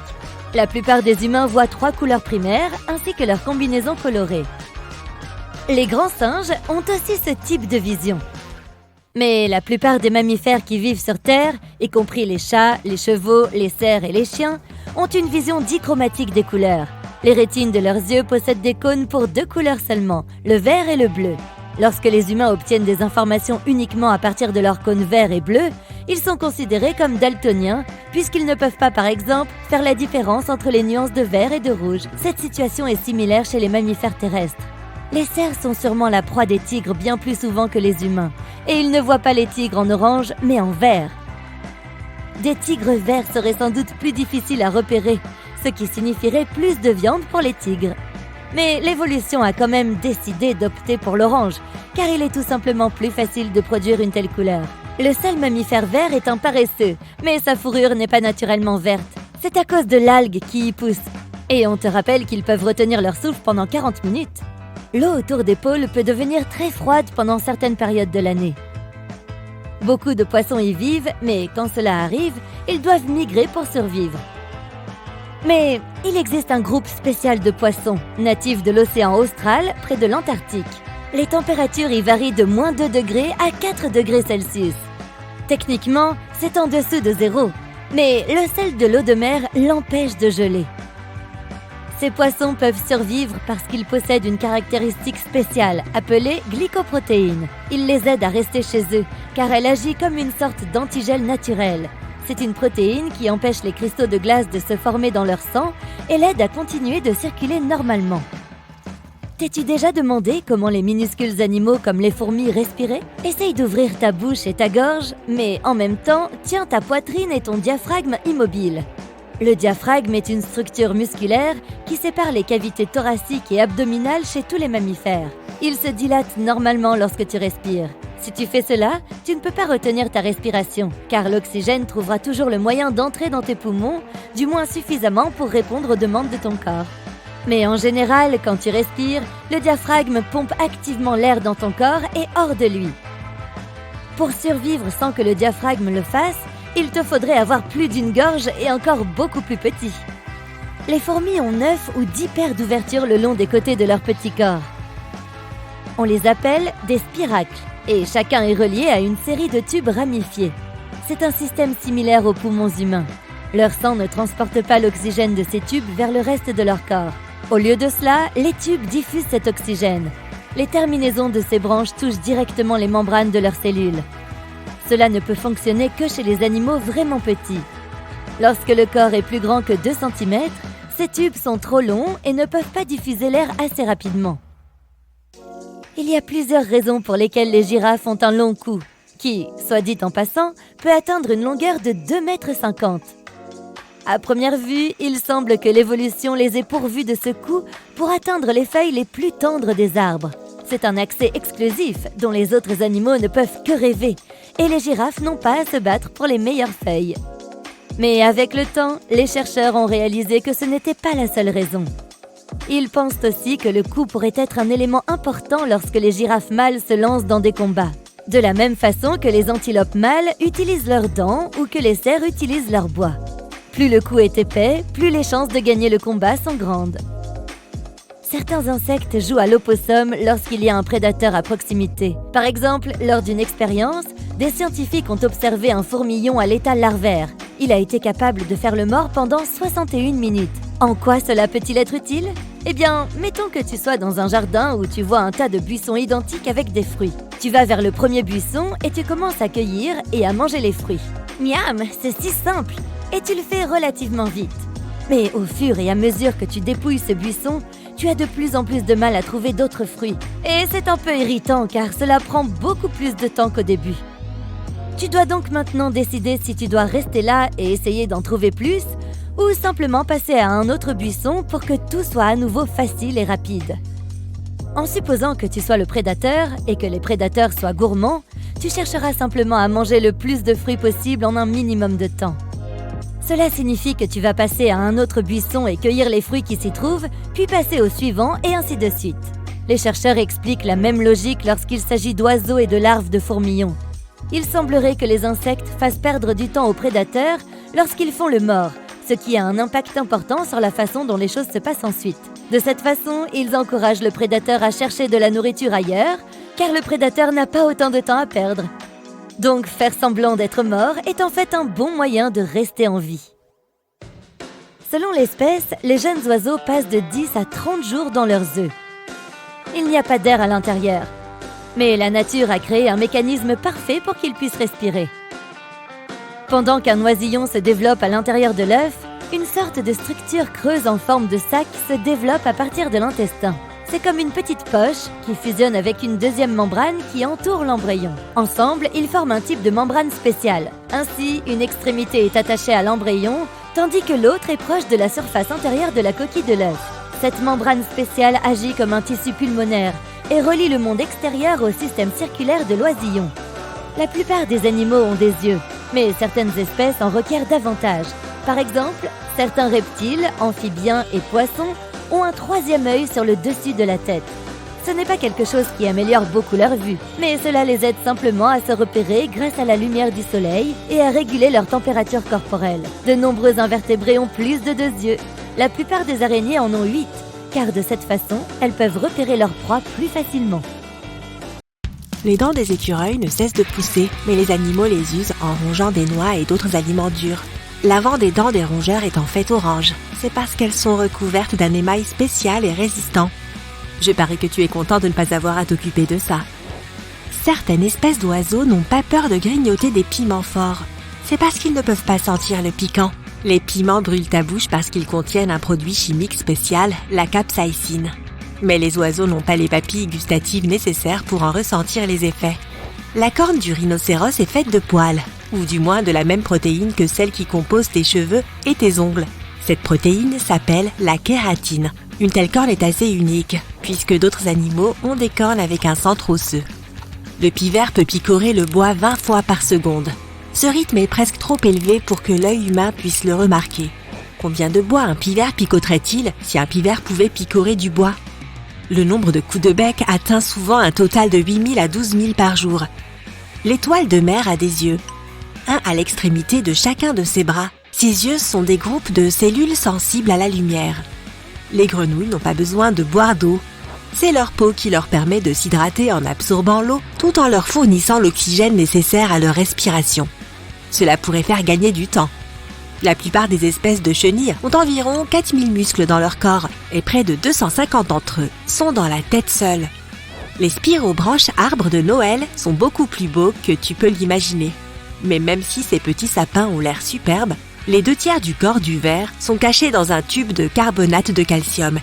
Et quel est l'intérêt ? Eh bien, à vrai dire, je n'en sais rien. Les célèbres défenses des narvals sont en fait leurs dents qu'ils sont en quelque sorte retournées. Ces licornes des mers n'ont que 2 dents. Chez les mâles, l'une d'elles traverse la lèvre supérieure. Contrairement à tes dents, celle-ci est dure à l'intérieur et sensible et tendre à l'extérieur. Le fourmilier n'a pas de dents, mais ce n'est pas un problème. Cette créature a une langue super longue. Cette langue permet à l'animal de laper plus de 35 000 termites et fourmis par jour. C'est une façon comme une autre d'apaiser la faim. La puce peut sauter plus de 200 fois la longueur de son corps. Si les humains avaient cette capacité, ils sauteraient aussi haut que l'Empire State Building. Ouh! Les œufs de la rainette aux yeux rouges peuvent éclore plus tôt si elle sent que son environnement n'est pas sûr. Les petits animaux au métabolisme rapide voient au ralenti. Cela les aide à échapper à des créatures plus grandes. Les empreintes digitales des koalas sont très similaires à celles des humains. Parfois, les empreintes digitales de ces animaux sont même confondues avec les nôtres sur les scènes de crime. Probablement juste en Australie. La sueur de l'hippopotame est rose et ce n'est pas vraiment de la sueur, c'est un liquide huileux rougeâtre. Sa fonction n'est pas de refroidir le corps mais d'hydrater la peau et de la protéger. Ce fluide fonctionne également comme un antibiotique, donc si tu as un coup de soleil ou une coupure, tu peux t'enduire d'hippopotame. La peau des ours polaires est noire et les poils de leur fourrure sont creux et presque transparents. Ces animaux ont du pelage qui pousse même sur la partie inférieure de leurs pattes. Cela leur donne une meilleure prise sur la glace et les protège du froid. Certaines espèces de tarentules, parmi les plus grandes araignées du monde, peuvent vivre sans nourriture pendant plus de 2 ans. Moi, je les trouve toujours effrayantes. Les ornithorynques ferment les yeux quand ils s'embrassent, quand ils nagent. Ils ont des plis de peau spéciaux qui recouvrent leurs oreilles et leurs yeux. Ils empêchent l'eau de pénétrer à l'intérieur. Les narines de ces animaux sont également étanches. Les émeus ne peuvent pas marcher à reculons, mais les scientifiques ne savent pas pourquoi. Ces oiseaux qui ne volent pas sont les seuls à avoir des muscles aux mollets. Les émeus peuvent sprinter très rapidement. Ils peuvent aussi parcourir de longues distances, mais ils ne peuvent pas faire marche arrière. Les crocodiles ne peuvent pas bouger leur langue car elle est attachée au palais de leur bouche. Elle maintient la gorge fermée et protège les voies respiratoires de l'animal. Les serpents d'eau, les dauphins, les baleines, les alligators, les crocodiles et les tortues peuvent se noyer. Cela arrive s'ils doivent rester trop longtemps immergés. Ces animaux ne peuvent pas respirer dans l'eau, ils peuvent simplement retenir leur souffle pendant très longtemps. Une seule espèce d'oiseau peut voler à reculons, ce sont les colibris. Va donc parler à l'émeu. Ces petits oiseaux peuvent aussi battre des ailes jusqu'à 80 fois par seconde. Malgré l'apparence des musaraignes à trompe, ces petits animaux sont plus étroitement liés aux éléphants qu'aux musaraignes. C'est peut-être pour cela qu'ils ont un tel appendice nasal. Les musaraignes éléphants s'en servent pour grignoter des insectes. Les chats, ainsi que les autres félins, ne peuvent pas goûter les aliments sucrés. Ils n'ont pas les papilles gustatives nécessaires pour cela. Dommage, ça en fait plus pour moi. Les flamants roses ne peuvent manger qu'avec la tête en bas. C'est pourquoi la partie inférieure de leur bec est massive, alors que la partie supérieure est mobile. Une telle disposition est parfaite pour se nourrir la tête en bas. Mais c'est l'opposé de ce qu'ont les autres oiseaux. Ce n'est pas facile d'être rose. La peau des tigres est aussi rayée que leur fourrure. C'est tout ce que j'ai à dire à ce sujet. Lorsque les toucans dorment, ils se recroquevillent en de jolies boules serrées. Ces oiseaux tournent la tête de façon à ce que leur queue couvre leur tête et que le bec repose sur le dos. Donc oui, ils se mettent en boule. L'autruche a les plus grands yeux du règne animal. Ils sont plus massifs que le cerveau de l'oiseau. Chaque œil est aussi grand qu'une boule de billard. Tous les poissons clowns naissent mâles. Mais dans certaines circonstances, ils peuvent se transformer en femelles. Ce changement est irréversible. Contrairement à la plupart des poissons, lorsque les hippocampes s'accouplent, ils le font pour la vie. Encore plus mignon, lorsque les partenaires voyagent, ils se déplacent côte à côte et s'accrochent souvent à la queue l'un de l'autre. Le mâle se retrouve généralement à porter les bagages. Les termites ne dorment jamais, ils n'ont pas besoin de recharger leur batterie. Mais ils peuvent manger 24 heures sur 24, 7 jours sur 7, et ils mangent à maison. Le paresseux a besoin de jusqu'à 2 semaines pour digérer sa nourriture. Prends ton temps, pas de précipitation, il n'y a rien sur le planning. Les empreintes nasales des chiens peuvent être utilisées pour leur identification. Elles sont similaires aux empreintes digitales humaines et uniques pour chaque animal. Les hiboux n'ont pas de globe oculaire. À la place, ils ont des tubes oculaires qui ne bougent pas dans leurs orbites. Les pingouins n'ont pas d'oreilles externes, mais leur ouïe est exceptionnellement fine, surtout quand ils sont à l'affût des ours polaires. Les méduses sont composées à 98% d'eau. C'est pourquoi lorsqu'elles sont rejetées sur le rivage, leur corps peut s'évaporer dans l'air après quelques heures seulement. Si un embouteillage se produit sous l'eau, un alligator cédera toujours la place à un lamantin. En voilà de bonnes manières. Les grizzlies ont une morsure si puissante qu'ils peuvent écraser une boule de bowling. Il est donc préférable de les laisser gagner. Les pandas géants ne sont pas compliqués quant à l'endroit où ils dorment. Ils s'endorment généralement là où ils se trouvent. Dans la plupart des cas, sur le sol de la forêt. Les nouveau-nés du panda géant sont minuscules. Ils pèsent autant qu'une petite tasse de café et sont plus petits qu'une souris. Le poisson main rouge peut marcher sur le fond de l'océan à l'aide de ses paluches. Mais bien sûr, ce ne sont pas vraiment des mains, mais des nageoires évoluées. Vraiment. Les chats n'ont pas l'habitude de miauler entre eux. Une étude a montré que les félins utilisent ce mode de communication surtout pour attirer notre attention à nous, les humains. Et ça marche. Les paresseux ne peuvent pas frissonner. Ce n'est pas parce qu'ils sont trop occupés à digérer leur repas vieux de 2 semaines. Leur fourrure est parfois couverte d'algues. Et quand ils sont trop chauds ou trop froids, leur métabolisme s'arrête. Pendant les périodes difficiles, les méduses immortelles se transforment pour retrouver l'état de leur prime jeunesse. Une fois qu'elles ont atteint le stade où elles ne sont plus qu'un amas de tissu mou, un peu comme moi, ces créatures recommencent à grandir. Et ce processus peut apparemment se répéter encore et encore. Les plus proches parents vivants du T-Rex sont les poulets et les autruches. Ne te retourne pas! La murène a une autre série de mâchoires qui peuvent sortir de sa gorge. D'abord, les mâchoires principales se referment autour d'une créature marine malchanceuse. Ensuite, la mâchoire supplémentaire saisit le futur repas de l'anguille avec ses dents pointant vers l'arrière et tranchantes comme des rasoirs. Et après cela, l'animal capturé est ramené dans la gorge de la murène. Et je viens de perdre mon appétit. Certaines espèces d'escargots ont une coquille poilue. Grâce à ces poils, les escargots peuvent mieux adhérer aux surfaces humides. Quand les baleines à bosse chassent, elles se rassemblent souvent en groupe et appliquent une tactique de filet à bulles pour attraper leur nourriture. Les bulles ne laissent pas les bancs de poissons s'échapper. Les léopards des neiges ne peuvent pas rugir comme les autres grands félins. Cela est dû à leur corde vocale moins développée. Mais ces animaux peuvent miauler, grogner, siffler et même ronronner. Pour ne pas s'éloigner de leur groupe pendant la sieste, les loutres de mer se tiennent par la main. Elles peuvent aussi s'empêtrer dans des algues géantes dans le même but. Les lions sont souvent appelés les rois de la savane. Et moi qui croyais que c'était le roi de la jungle. Et pourtant, jusqu'à 90% de la chasse dans la troupe est effectuée par les femelles. Les mâles sont chargés de protéger le territoire et les membres de la troupe. Et ils font une délicieuse salade de pommes de terre connue sous le nom de Hakuna Patata. Les chats sont célèbres pour leur étonnante capacité à bouger leurs oreilles. Tout cela parce que les chatons ont 32 muscles dans chaque oreille externe. Certaines espèces de requins peuvent briller dans le noir. Malheureusement, seuls les autres requins peuvent voir cette lueur verdâtre. Tu as jusqu'à 8000 papilles gustatives, mais ton chien n'en a qu'un peu plus de 1500. Le geais bleu peut imiter d'autres oiseaux. Son préféré est le cri du faucon. Le geais bleu l'utilise pour faire fuir les autres oiseaux de son territoire. Les loris lents sont incroyablement mignons et tout aussi perfides. Ce sont les seuls primates venimeux connus. Ils ont une glande située dans le creux de leurs bras. Elle sécrète des toxines qui peuvent avoir des conséquences très désagréables chez l'homme. Le bubal a une tactique d'évasion étonnante. Pour fuir les autres animaux, il se déplace en zigzag. Les grands dauphins ont des noms pour leurs congénères. Ce sont des sifflets spécifiques. Hé Bob! Hé Charlie! Hé Dolly!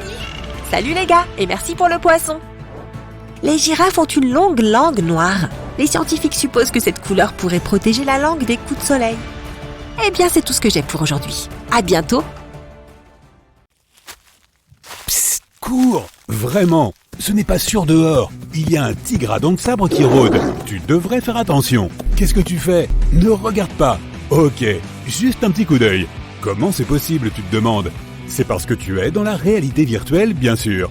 Ces grands félins aux allures sympas, mais très dangereuses, ont vécu pendant la dernière période glaciaire. Et s'ils décidaient d'apparaître sur le pas de ta porte, comme par enchantement? Toc toc! Un chat à dents de sabre attend que tu lui achètes des biscuits. Le coélacanthe, ce poisson à l'aspect imposant, est issu d'une lignée qui existe depuis plus de 300 millions d'années. Nous pensions qu'il n'existait plus jusqu'en 1938, date à laquelle un coélacanthe vivant a été retrouvé.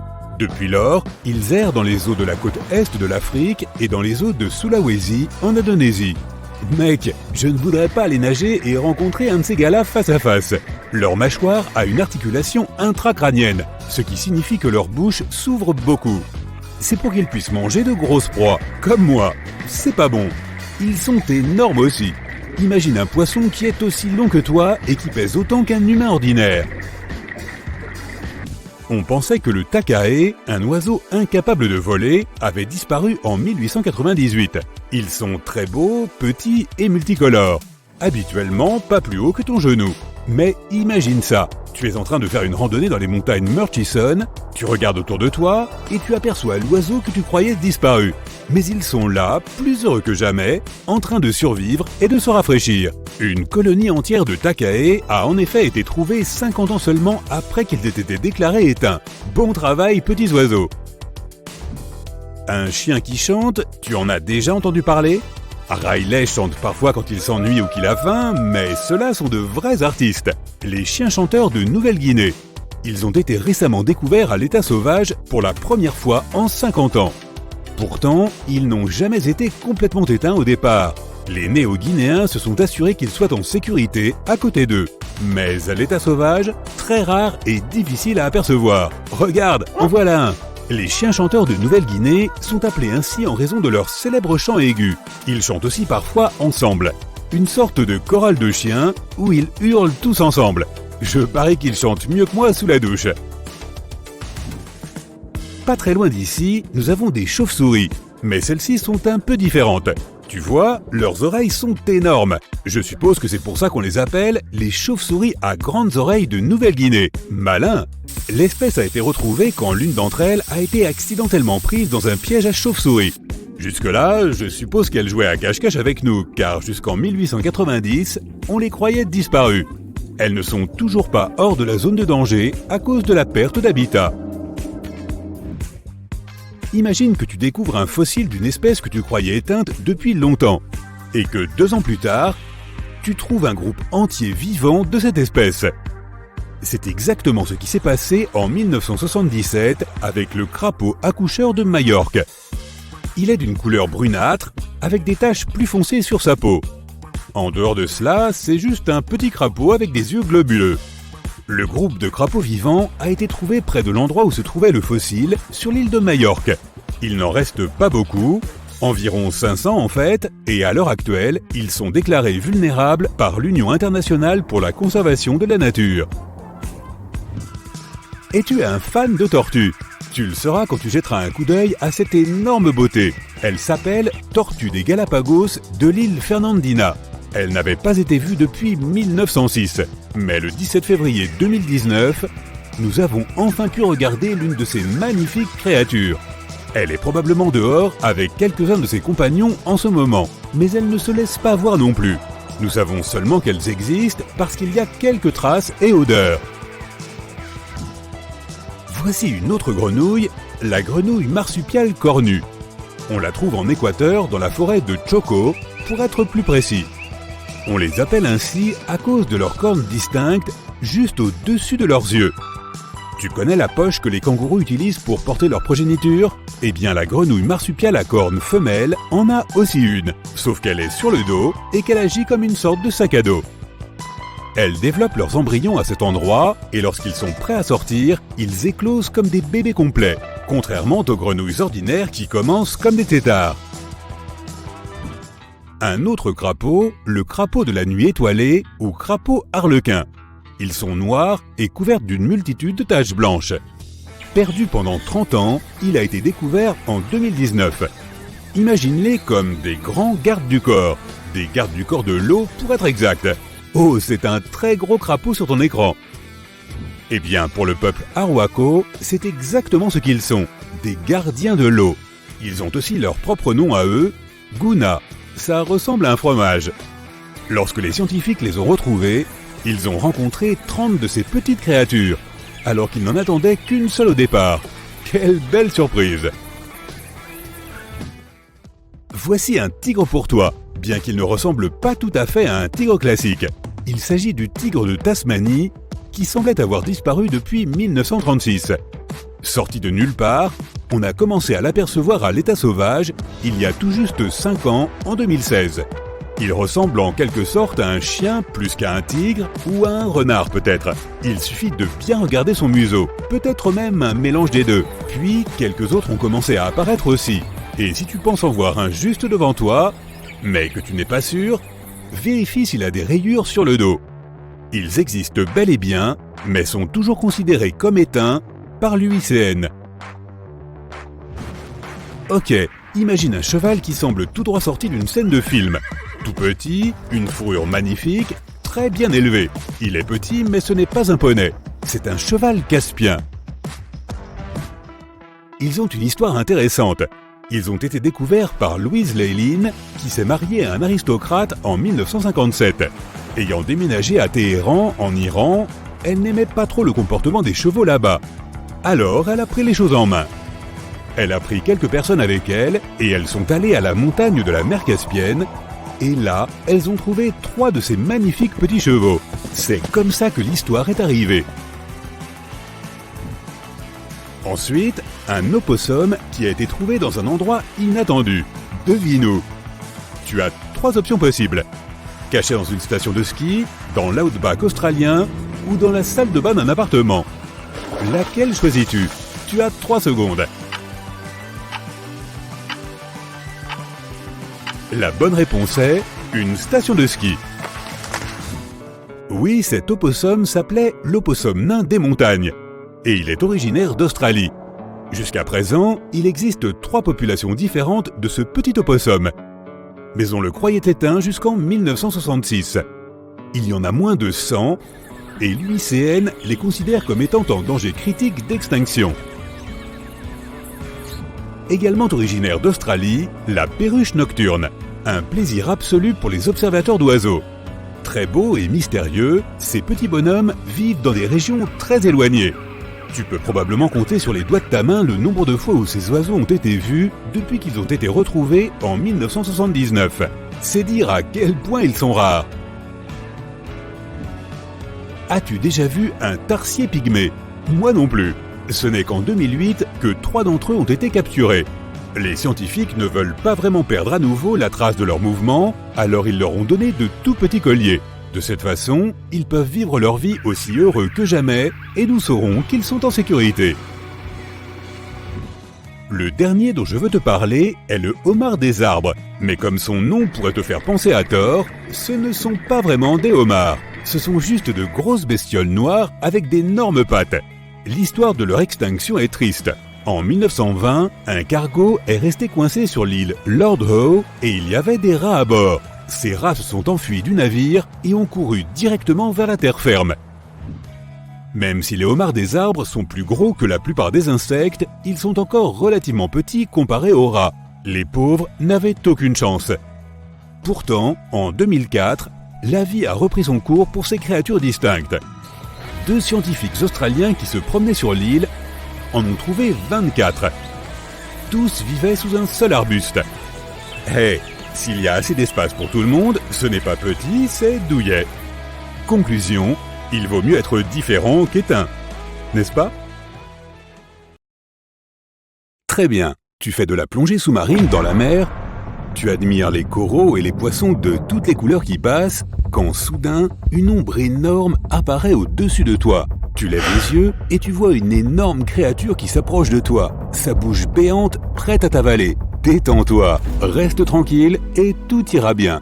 Ce Léviathan est un requin pèlerin, un des monstres marins les plus effrayants qui existent, mais en fait, il n'est pas vraiment capable de faire du mal à qui que ce soit. Les requins pèlerins sont des filtreurs, tout comme les baleines à fanon. Ils ouvrent leur grande gueule pour avaler du plancton et n'ont même pas de dents. Il est tard dans la nuit dans la jungle d'Amérique centrale, tu es dans la nature pour observer les oiseaux et tu entends un battement d'ailes. Excité, tu regardes attentivement dans tes jumelles de vision nocturne pour soudain voir apparaître un visage tout droit sorti de tes pires cauchemars. Ne crie pas, tu vas l'effrayer. C'est une chauve-souris toute ridée qui est parfaitement inoffensive et qui ne s'intéresse pas à toi. Ce sont des chauves-souris frugivores et les rides sur leur visage leur permettent de recueillir les morceaux de fruits et du jus pour manger plus tard. D'ailleurs, leur nom latin, Centurio senex, leur a été donné à cause de leur ressemblance avec des humains centenaires. Tu te promènes dans un parc national népalais et décides de te laver le visage dans une rivière. Mais soudain, tu restes figé de terreur. Un crocodile te regarde droit dans les yeux à quelques mètres de distance. Puis il lève son museau au-dessus de l'eau et tu respires à nouveau soulagé. C'est un gavial du Gange. Ces reptiles ont un museau long et étroit qui leur permet de capturer efficacement des poissons tout en leur interdisant de chasser toute autre proie. Bien qu'ils soient encore carnivores, les gavials sont assez timides et s'éloignent rapidement à la vue des humains. À l'heure actuelle, il n'y a pas plus d'1 millier de ces crocodiliens dans le monde entier. Alors laisse tomber, surtout s'il s'agit d'une fille gaviale. Ah ah ah. Tu creuses dans ton jardin et tu remarques que quelque chose bouge sur ta pelle. Tu regardes de plus près et tu laisses tomber l'outil avec horreur. Une petite créature qui ressemble à un méchant extraterrestre se précipite dans un terrier dans le sol. Ne t'inquiète pas, ce n'est qu'un condylure étoilé. Ces créatures ont un museau particulier qui semble avoir explosé de l'intérieur. Leurs yeux sont petits et peu efficaces, donc cette espèce d'étoile sur leur nez les aide beaucoup à se déplacer et à chercher de la nourriture. Elle est toujours en mouvement, en train de toucher tout ce qu'elle peut atteindre avec ses tentacules, comme si c'était de minuscules doigts. Oh, tu te baignes à nouveau dans l'océan ? Eh bien, regarde sur ta droite. Il y a un vrai requin avec des dents qui foncent droit sur toi. Non, ne panique pas, c'est juste un requin-taureau. Et il n'a rien d'un taureau. C'est un requin piscivore qui nage lentement dans les mers et chasse sa proie de temps en temps.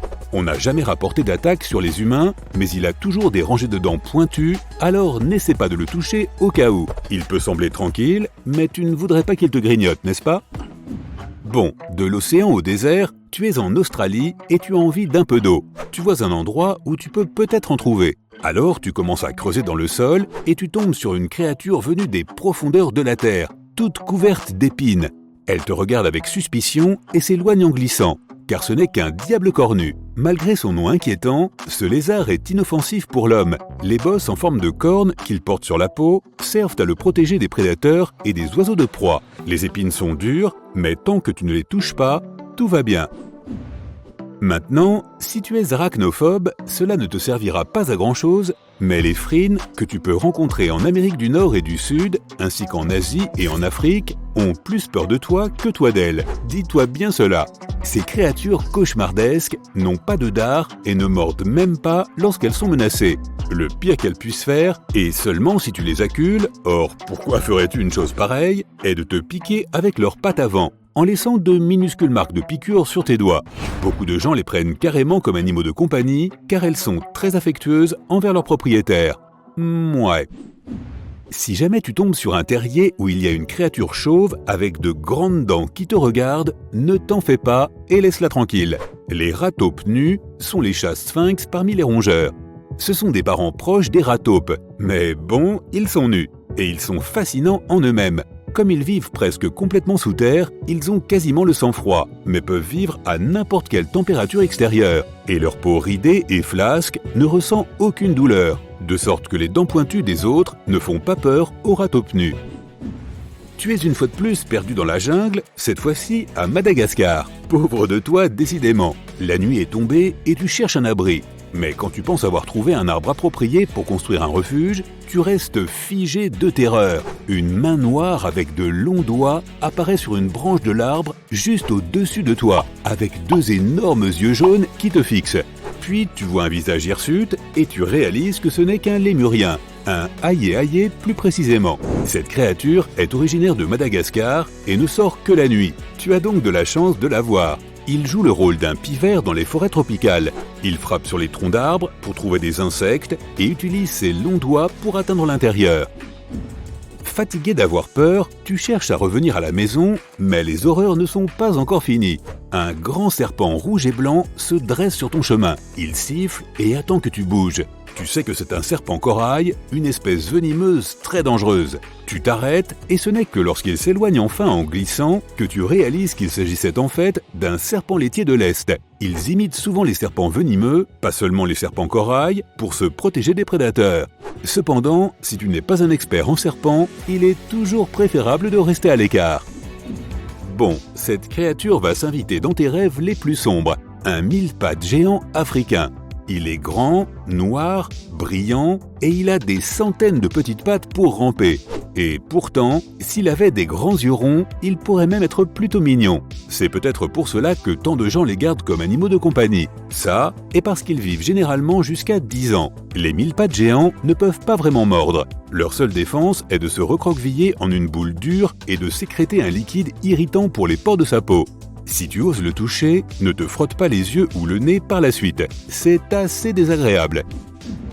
L'araignée Goliath est un autre animal de compagnie rampant très populaire. Il n'est pas dangereux pour les humains, même s'il ressemble à ton pire cauchemar. C'est l'une des plus grandes araignées du monde. Et comme son nom l'indique en anglais, Goliath Bird Eater, soit mangeur d'oiseaux, elle chasse parfois de petits oiseaux pour se nourrir. Mais elles ne font pas partie de son régime alimentaire habituel. L'araignée préfère les vers et les amphibiens. Cependant, évite de l'effrayer. Elle peut toujours mordre ou libérer des poils en cas de légitime défense. La piqûre est semblable à celle d'une guêpe et les poils peuvent provoquer une grave irritation de la peau. Mais la plupart du temps, ce gentil géant est juste timide et s'éloigne en rampant quand il te voit. Oh mon Dieu, un autre serpent s'approche de toi. Et vite! Tu es sur le point de faire demi-tour et de courir quand tu vois une forme avec 8 pattes qui coupe le chemin du serpent et saute dessus. C'est un autre arachnide et il a l'air encore plus terrifiant que le serpent. C'est un solifuge. Ce n'est pas vraiment une araignée ni un scorpion, ces créatures appartiennent à une famille distincte. Elles sont devenues l'objet de nombreuses légendes urbaines, mais en fait, elles n'ont même pas de venin. Bien sûr, elles peuvent mordre et leurs mâchoires sont assez puissantes, mais les solifuges ne peuvent pas faire beaucoup de mal à un humain à part le mordre. Elles se cachent dans le sable et les terriers pour sauter sur des lézards, des invertébrés et oui, même des serpents. Et maintenant, imagine un cloporte. Pas vraiment une beauté, mais comme il est petit, ça va. Mais s'il était 10 fois plus gros, non, ça n'irait pas du tout. Pourtant, une créature pareille existe.